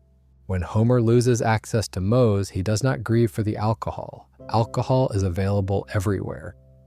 He grieves for the environment, for the specific social architecture of the bar that provided him with a place where the public Homer could exist without challenge and without demand for depth. The garage bar he creates is not just a place to drink. It is a reconstruction of the entire social system that his drinking depends on. He rebuilds the stools, the counter, the dynamic of bartender and customer, the atmosphere of low-stakes male companionship that asked nothing of him beyond showing up and being present in the shallowest possible sense of the word. A psychologist would observe that Homer is not addicted only to alcohol. He is addicted to the entire ecosystem that alcohol creates and inhabits. The place, the people, the routine, the emotional temperature, the permission to be less than he could be without anyone noticing or caring. Removing the substance without removing the ecosystem would leave Homer disoriented and searching for a replacement. Removing the ecosystem without removing the substance would send Homer searching for a new bar. The addiction is systemic, not merely chemical. And this is why it has proven so resistant to the periodic challenges that have been mounted against it over 35 years. The garage bar becomes popular with working-class duff drinkers almost immediately. It attracts the same kind of people, the same kind of energy, the same kind of interaction that Moe's provided. Homer has successfully replicated his addiction environment in his own home, which means his family now lives inside the bar rather than being separated from it by the distance between Evergreen Terrace and Moe's Tavern. His children walk past the drinking. His wife sees it happening in her own garage. The boundary between Homer's drinking life and his family life, which was already thin, has been eliminated entirely. A psychologist would observe that this erosion of boundaries between the drinking environment and the family environment represents an escalation of the addiction's reach into Homer's life, even if it does not represent an increase in the amount he drinks. The addiction is expanding its territory, claiming more of the physical and psychological space that the family inhabits, and doing so with Homer's enthusiastic participation and the family's weary acceptance. Meanwhile, Moe discovers that his trendy nightclub has replaced his authentic connections with superficial interactions from patrons who will not have genuine conversations with him and who are easily offended by his working-class manners. He goes to Homer's garage bar, where he finds warmth, familiarity, and the band REM playing for the crowd. The scene captures something true about the psychology of bar culture and its relationship to addiction. The bar provides real things that people genuinely need: connection, belonging, acceptance, ease. The problem is not that these things are false or worthless. The problem is that they are delivered through a medium that simultaneously degrades the person's health, impairs their judgment, and prevents them from developing the internal resources to access connection, belonging, acceptance, and ease without chemical assistance. Homer's garage bar gives everyone what they want in the moment, and it takes from everyone slowly and invisibly the things they need for the long term. Before we move on, make sure to subscribe if you're enjoying this breakdown. This understanding of the gap between Homer's public and private selves and the way alcohol sustains that gap while preventing genuine integration connects directly to the question of why Homer returns to drinking every time despite seeing the benefits of stopping. It brings us to the psychology of denial and the moments of self-awareness that fail to produce lasting change. Denial and self-awareness. A psychologist observing Homer Simpson would note that despite overwhelming and repeated evidence that his drinking is a serious problem affecting every area of his life, Homer rarely, if ever, sustains the acknowledgement that he is an alcoholic or that he needs professional help for his drinking. This denial is not simple ignorance. Homer has been shown the evidence. He has experienced the benefits of sobriety. He has been told by family members that his drinking creates problems. He has attended Alcoholics Anonymous meetings. Albeit briefly, he has had his license revoked for drunk driving. He has seen what alcohol does to Barney Gumble. He has observed the damage Duff beer causes to Springfield while he was sober as Duffman. And yet, none of this accumulated evidence has produced a durable shift in how Homer understands his own relationship with alcohol. The denial persists through everything, bending but never breaking, absorbing each new piece of evidence without allowing it to alter the fundamental narrative Homer tells himself about who he is and what his drinking means. The Duffless episode from Season 4 provides the clearest illustration of how Homer's denial system operates in the face of direct confrontation. When Homer is forced to attend AA meetings after his drunk driving arrest, his very first experience in the program triggers a flight response. Reverend Lovejoy explains that after completing the program, Homer will never drink another beer. Homer screams and leaves the room. He does not stay to hear why permanent sobriety might be beneficial. He does not engage with the other members of the group who might share their own experiences of what life without alcohol has given them. He hears the words, "never drink again," and his body moves him toward the exit before his mind can process any argument for why those words might represent something hopeful rather than terrifying. A psychologist would observe that this reaction reveals the depth of Homer's psychological attachment to alcohol. The denial is not just intellectual, it is embodied. His nervous system treats the prospect of permanent sobriety as a danger to be fled from, and it executes the escape before conscious reasoning can intervene. Later in the same episode, Homer confesses during a subsequent AA meeting that his desperation for alcohol drove him to sneak into a football stadium and suck the dirt underneath the bleachers, hoping to find traces of spilled beer in the soil. He is kicked out of the AA meeting for this behavior. A psychologist would observe that this moment contains two contradictory psychological truths operating simultaneously. First, Homer's behavior, drinking from dirty soil because he cannot go without alcohol, is objectively the behavior of someone with severe alcohol dependency. Second, Homer appears to view this behavior as slightly embarrassing but essentially reasonable, as a funny story to tell at an AA meeting rather than as evidence that his relationship with alcohol has reached a crisis level requiring serious intervention. His denial allows him to perform the behavior of an addict and narrate the behavior of an addict without internalizing the identity of an addict. He can describe what he did under the bleachers and still walk out of that meeting room believing he is fundamentally different from the other people in it. The famous closing toast from Homer versus the 18th Amendment provides perhaps the most psychologically complex moment of self-awareness in the entire series. To alcohol, the cause of and solution to all of life's problems. In this single sentence, Homer articulates a truth about his relationship with drinking that a therapist might spend months trying to help a patient reach. He recognizes that alcohol causes problems. He recognizes that he uses alcohol to manage those same problems. He recognizes the circular, self-defeating nature of this pattern. And he raises his glass to it. He toasts it. He honors it. He wraps the insight in warmth and humor and celebration, which allows the insight to exist without requiring any action. A psychologist would note that this is a profoundly sophisticated form of denial, a denial that incorporates truthful observation while preventing that truth from leading to change.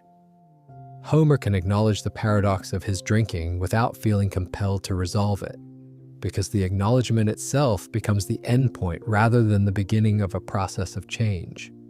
He said the thing, he recognized the pattern, and now he can continue drinking with the comfortable feeling that he has dealt with it, that he sees himself clearly even though nothing about his behavior has changed or will change. The episode from season 29 where Lisa intervenes to save her parents' marriage shows another dimension of Homer's relationship with self-awareness about his drinking. When Homer promises Lisa that he will stop drinking and calls Ned Flanders as his sponsor, his motivation comes entirely from outside himself. He does not wake up one morning and decide that his drinking is destroying his life. His daughter tells him that his wife is going to leave, and the fear of losing Marge drives him to make a promise that he then keeps. A psychologist would observe that this kind of externally triggered awareness is fragile precisely because it depends on the continued intensity of the external pressure. If Lisa had not intervened, if the threat to the marriage had not been made explicit, Homer would have continued drinking without any awareness that a crisis was approaching. His own internal monitoring systems did not detect the danger. His own capacity for self-reflection did not generate the insight. Someone else had to see the problem, communicate the problem, and motivate the response to the problem because Homer's denial prevented him from performing any of these functions for himself. The season 33 anti-booze injection episode provides the most dramatic confrontation between Homer's capacity for self-awareness and his default state of denial. When Homer has been chemically sober for 3 months and is offered the antidote that would allow him to drink again, his initial refusal reveals genuine self-knowledge that his drinking self is unable to access. He says he never got to be the person he wanted to be. This statement acknowledges that Homer has a vision of who he could be, that he is aware of the gap between who he is and who he wants to be, and that he understands alcohol is the primary reason that gap exists. In that moment, chemically freed from the fog of daily drinking, Homer can see himself with clarity that is normally unavailable to him. He knows. He genuinely knows. And then the antidote is administered, and the knowing recedes. He returns to the version of himself that cannot see what the sober version could see so clearly. A psychologist would find this sequence devastating because it demonstrates that the insight is not absent from Homer. It is present but suppressed. It surfaces when the chemical barriers are removed and disappears when they return. The capacity for change exists within Homer. What does not exist is a sustained period of sobriety long enough for that capacity to become permanent, and an environment willing to support that sustained sobriety rather than restoring the comfortable dysfunction that everyone around him has adapted to. A psychologist would also observe that nobody in Homer's life serves as a consistent, persistent voice challenging his denial over time. Marge challenges episodically but does not maintain sustained pressure. Lisa intervenes in acute crises but does not campaign for permanent change. Bart does not engage with the drinking as a problem. Maggie is too young to articulate what she observes. Mo profits from the drinking. Lenny, Carl, and Barney participate in it. Mr. Burns ignores it. Dr. Hibbert does not treat it with adequate seriousness. The community celebrates it. There is no voice in Homer's life that says, consistently and repeatedly over time, "You have a drinking problem and you need help, and I'm not going to stop saying this until you get help."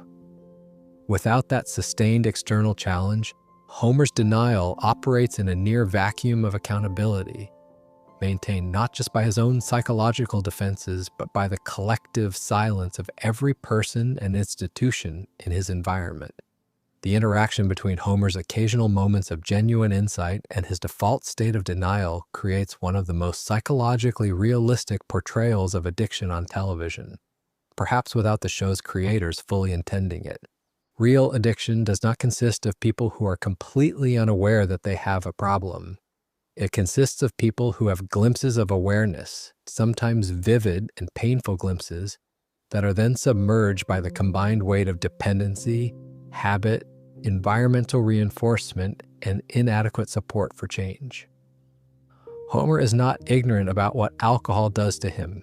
He is intermittently aware, which is in many ways worse than complete ignorance because it means he has seen the truth and returned to the lie voluntarily.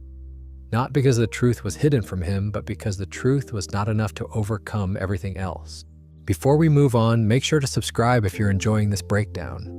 These patterns of denial and intermittent awareness create the context for understanding the long-term patterns that have accumulated across more than 3 decades of Homer's drinking.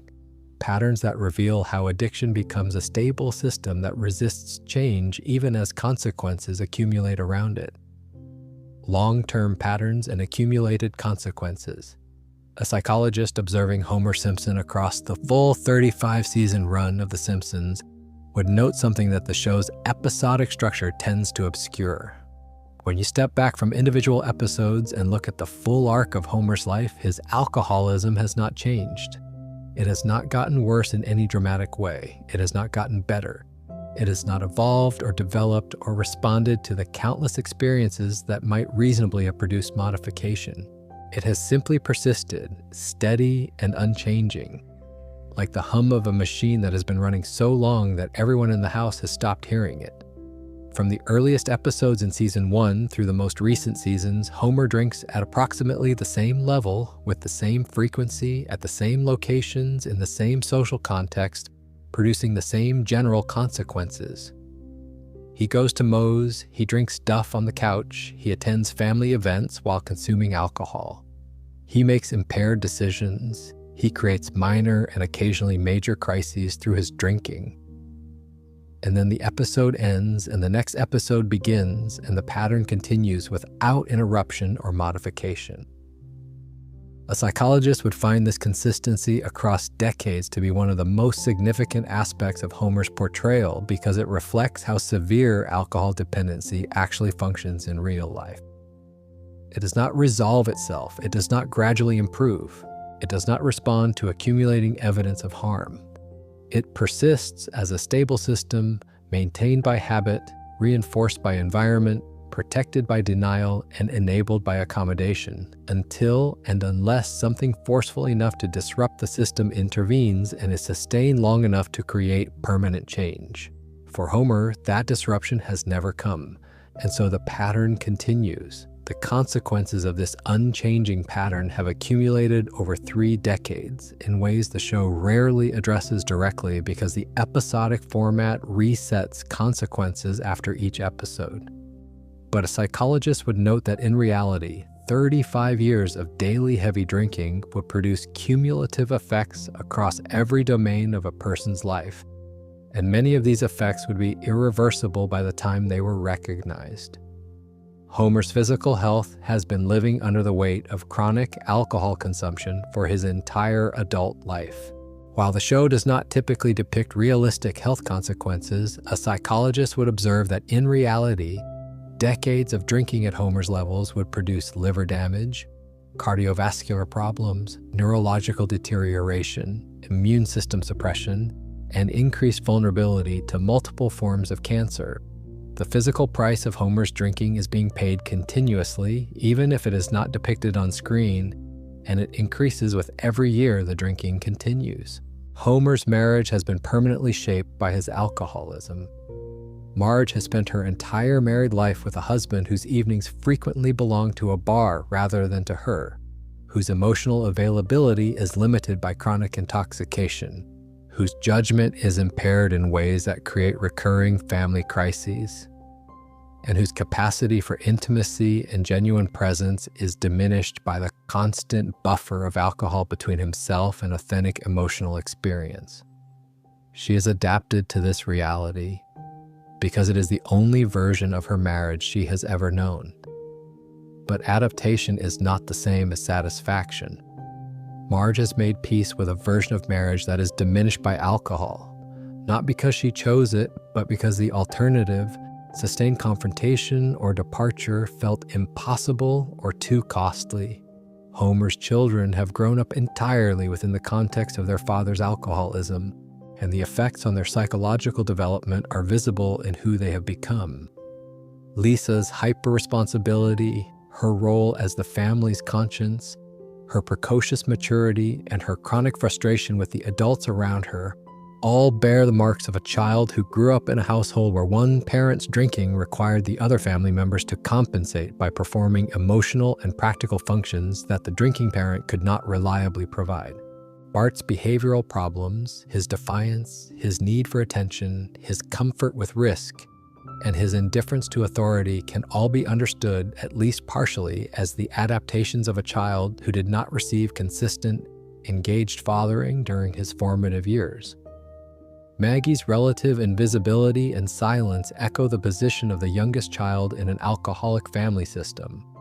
The child who learned early that the household's emotional bandwidth was already allocated to managing the drinking parent's behavior and its consequences, leaving little room for the youngest child's needs to be noticed and addressed.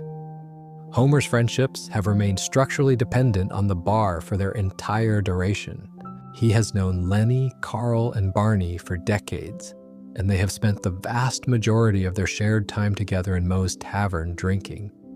The friendships are real in the sense that these men care about each other and share genuine bonds.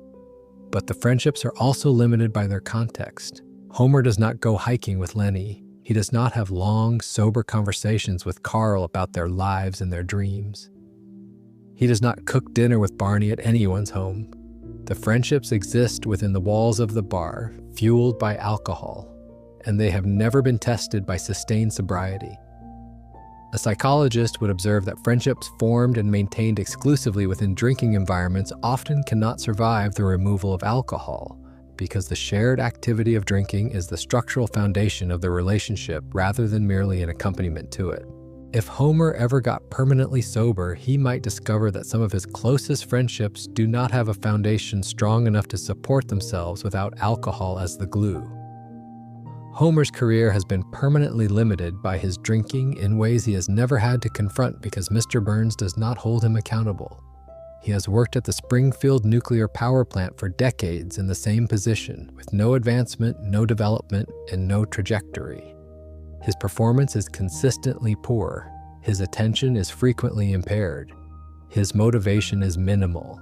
A psychologist would observe that Homer's career stagnation is at least partially attributable to the cognitive and motivational effects of chronic heavy drinking. The brain resources that might have been directed toward professional development, toward learning new skills, toward pursuing advancement, have been directed instead toward maintaining his drinking routine and recovering from its effects. The sobriety episodes demonstrate that Homer is capable of better performance and even promotion when alcohol is removed. The implication is that his entire career has been operating below its potential because of his drinking, and that the professional version of Homer that exists as potential has never been allowed to emerge for long enough to produce permanent career change. The most significant long-term consequence may be the one that is hardest to measure but most important to acknowledge. It is the accumulated weight of a life lived below its potential. Every day that Homer spends drinking at Moe's is a day he did not spend reading to Maggie. Every evening spent on the couch with a Duff is an evening he did not spend having a real conversation with Marge. Every Sunday afternoon spent at the bar is an afternoon he did not spend teaching Bart something worthwhile or supporting Lisa's interest. Every dollar spent on beer is a dollar not spent on his children's education or his family's security. These individual moments of lost opportunity may seem trivial in isolation, but accumulated across 35 years, they represent a staggering quantity of lost presence, lost connection, and lost experience that Homer can never recover, and that his family can never get back. A psychologist would observe that the long-term cost of addiction is not just measured in health problems, financial losses, and damaged relationships.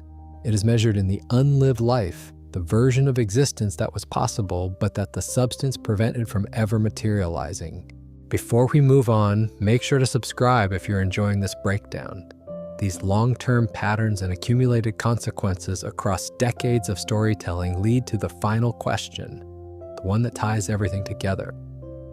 What does Homer Simpson's alcoholism actually reveal about him as a character, about the show that created him, and about how our culture understands and processes addiction? What Homer's alcoholism reveals. After examining Homer's alcoholism across all of these dimensions, his drinking as a narrative constant, his use of alcohol for emotional regulation, its effects on his marriage and his fatherhood, the enabling architecture of Moe's Tavern, the mirror of Barney that he refuses to look into, the cognitive effects that chronic drinking produces, the normalization of his addiction by his community, the brief windows of sobriety that reveal who he could be, the denial that prevents lasting change, and the long-term patterns that have accumulated across more than 3 decades. A psychologist would step back and consider what Homer's alcoholism reveals about him as a character and about the human experiences the show explores through his particular and peculiar kind of struggle. The first thing Homer's alcoholism reveals is that addiction does not require a dramatic origin story. This is perhaps the most important distinction between Homer Simpson and other fictional portrayals of alcoholism in popular culture. Many television shows and films depict alcoholism as the result of devastating trauma, of unbearable loss, of existential despair so profound that the person turns to alcohol because their pain leaves them no other option. Rick Sanchez from Rick and Morty drinks because he is a genius who has seen the meaninglessness of infinite universes and who carries the weight of losing his family. Walter White turns to extreme behavior because of a terminal cancer diagnosis. Tony Soprano drinks and eats compulsively because of the impossible contradictions of his life as a mob boss and family man. These characters have reasons for their substance use that feel proportional to the severity of their consumption. Their backstories explain and to some degree justify why they turn to the bottle. Homer Simpson has no such backstory. He is not drinking because of some devastating trauma that the show eventually reveals in a flashback. He is not numbing existential pain or processing unbearable loss. He drinks because it is what he has always done. He drinks because his father drank. He drinks because his friends drink. He drinks because the bar is on his way home from work. He drinks because the beer tastes good and the couch is comfortable and the television is on, and nobody has ever given him a compelling enough reason to stop combined with enough sustained support to make stopping possible. A psychologist would observe that this portrayal is arguably the most realistic depiction of alcoholism on television precisely because it lacks the dramatic justification that most fictional portrayals provide. The vast majority of real-world alcoholism does not begin with devastating trauma or existential despair. It begins with habit. It begins with environment. It begins with a father who modeled drinking as normal, with friends who drink together as their primary social activity, with a culture that celebrates alcohol and provides easy access to it, and with the absence of healthier coping skills that might provide alternatives. Homer's alcoholism is ordinary, and that ordinariness is what makes it both more realistic and more insidious than the dramatic versions that populate most fiction.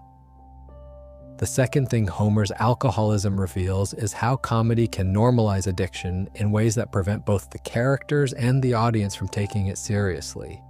Homer's drinking is played for laughs. His beer belly is a visual gag. His antics, while intoxicated, are comedic set pieces. His love of Duff beer is a running joke that has been merchandised onto t-shirts, mugs, and countless pieces of memorabilia. The audience laughs at Homer's drinking the same way the audience laughs at his incompetence at work, his arguments with Bart, and his general foolishness. The drinking is woven into the fabric of the comedy so thoroughly that extracting it and examining it as a serious condition feels almost like a violation of the show's tone. A psychologist would observe that this comedic framing mirrors exactly how alcoholism is normalized in real families and real communities.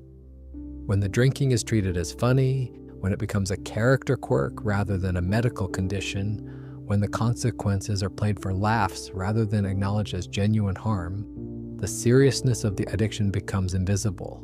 Everyone can see it. Nobody treats it as a problem.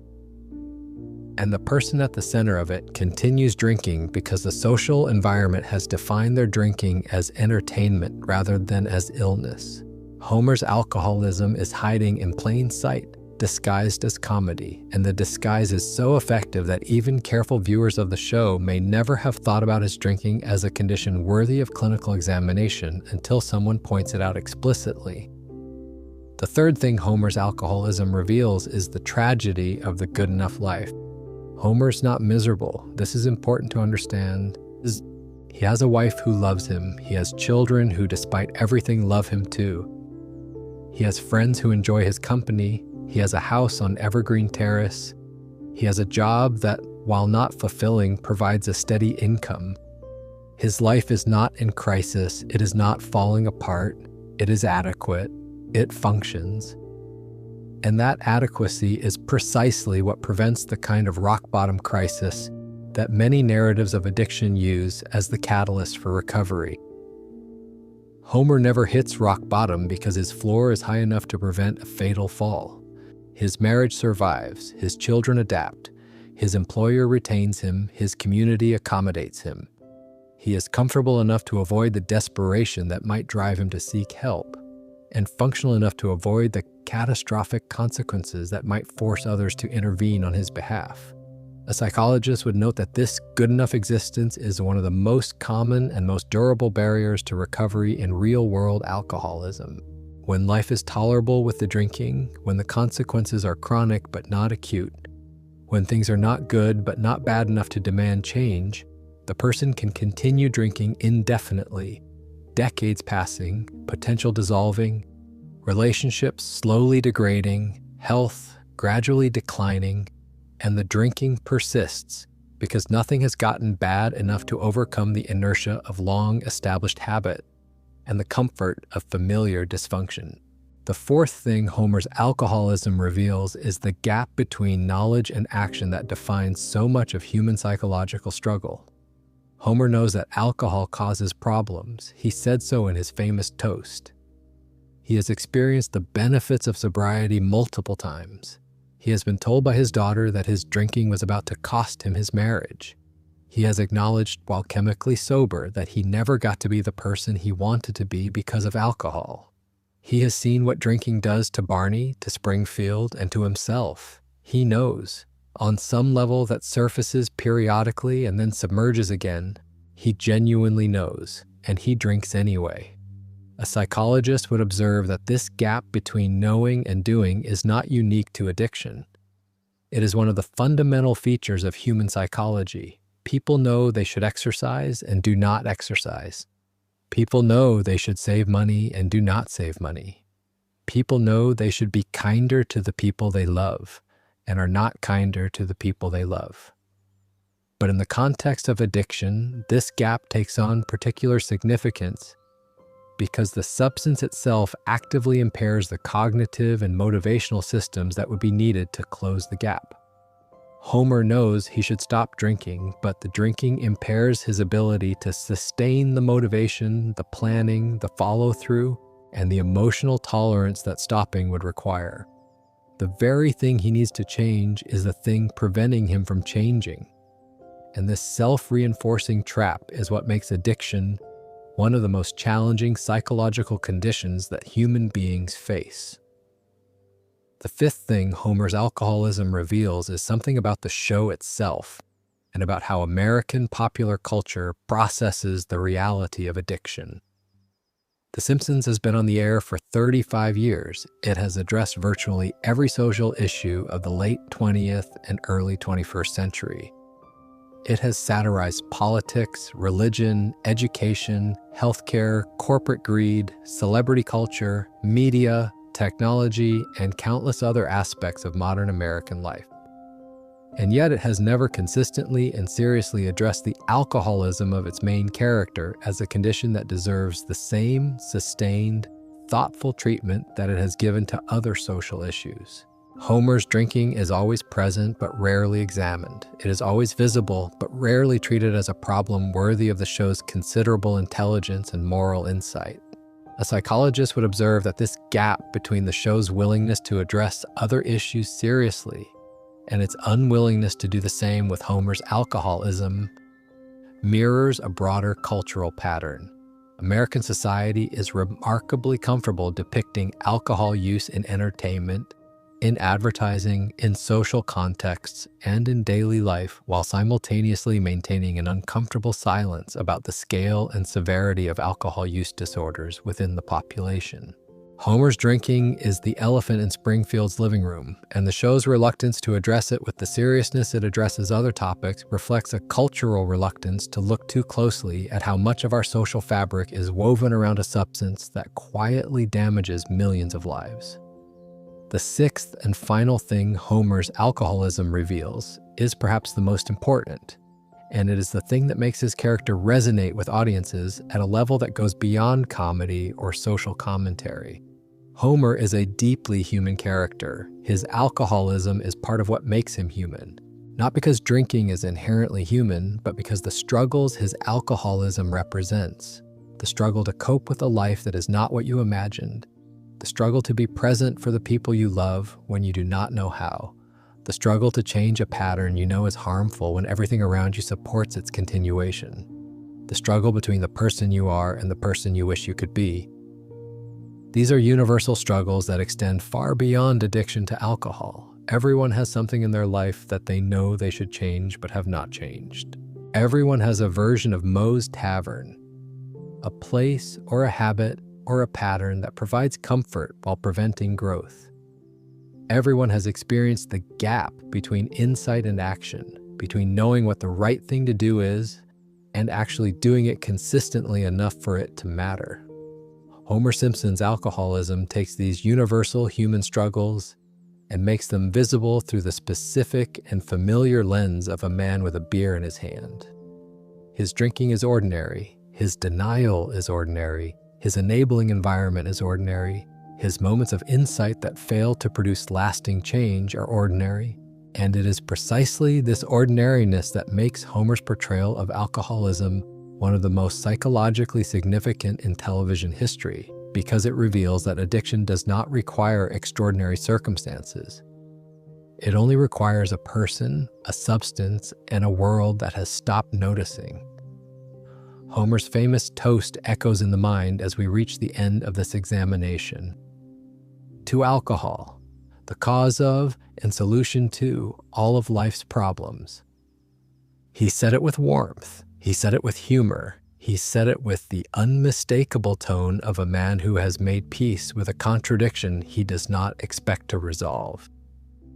And in that single sentence, Homer Simpson said more about the psychology of alcoholism than most textbooks manage in 300 pages. He knows it causes his problems. He knows he uses it to manage those problems. He knows the circle is unbroken and will likely remain unbroken. And he toasts it anyway because toasting is easier than changing, and because the beer is cold and the bar is warm and his friends are here, and the walk home is short and tomorrow will look exactly like today. And that is perhaps the most important thing a psychologist would observe about Homer Simpson's relationship with alcohol. Not that it is extraordinary, but that it is completely, devastatingly ordinary. It looks like a man on a bar stool. It looks like a beer after work. It looks like a wife who has stopped expecting things to be different. It looks like children who have adapted to what their father can give rather than what they need. It looks like a community that has normalized what should concern it. It looks like a life that works well enough to continue, but not well enough to satisfy the quiet voice that surfaces occasionally in moments of sobriety and says, "I never got to be the person I wanted to be." That voice is real. It lives inside Homer somewhere beneath the duff and the denial and the decades of established habit. It surfaced in Duffless. It surfaced in Waiting for Duffman. It surfaced when the anti-booze injection cleared his system and he could see himself clearly for the first time in years. It is always there. It is always waiting. And it is always pushed back down by the next beer, the next night at Moe's, the next episode that resets the consequences and returns Homer to his baseline state of comfortable, functional, quiet addiction. A psychologist would look at Homer Simpson and see not a cartoon character, but a case study in how ordinary alcoholism functions.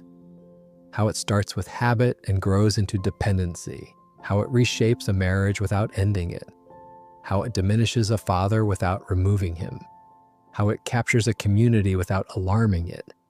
How it consumes a life without appearing to damage it.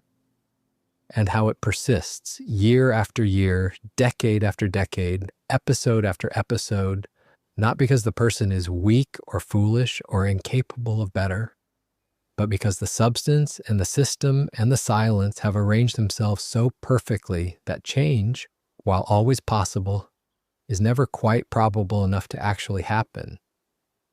If you enjoyed the video, make sure to subscribe, and I'll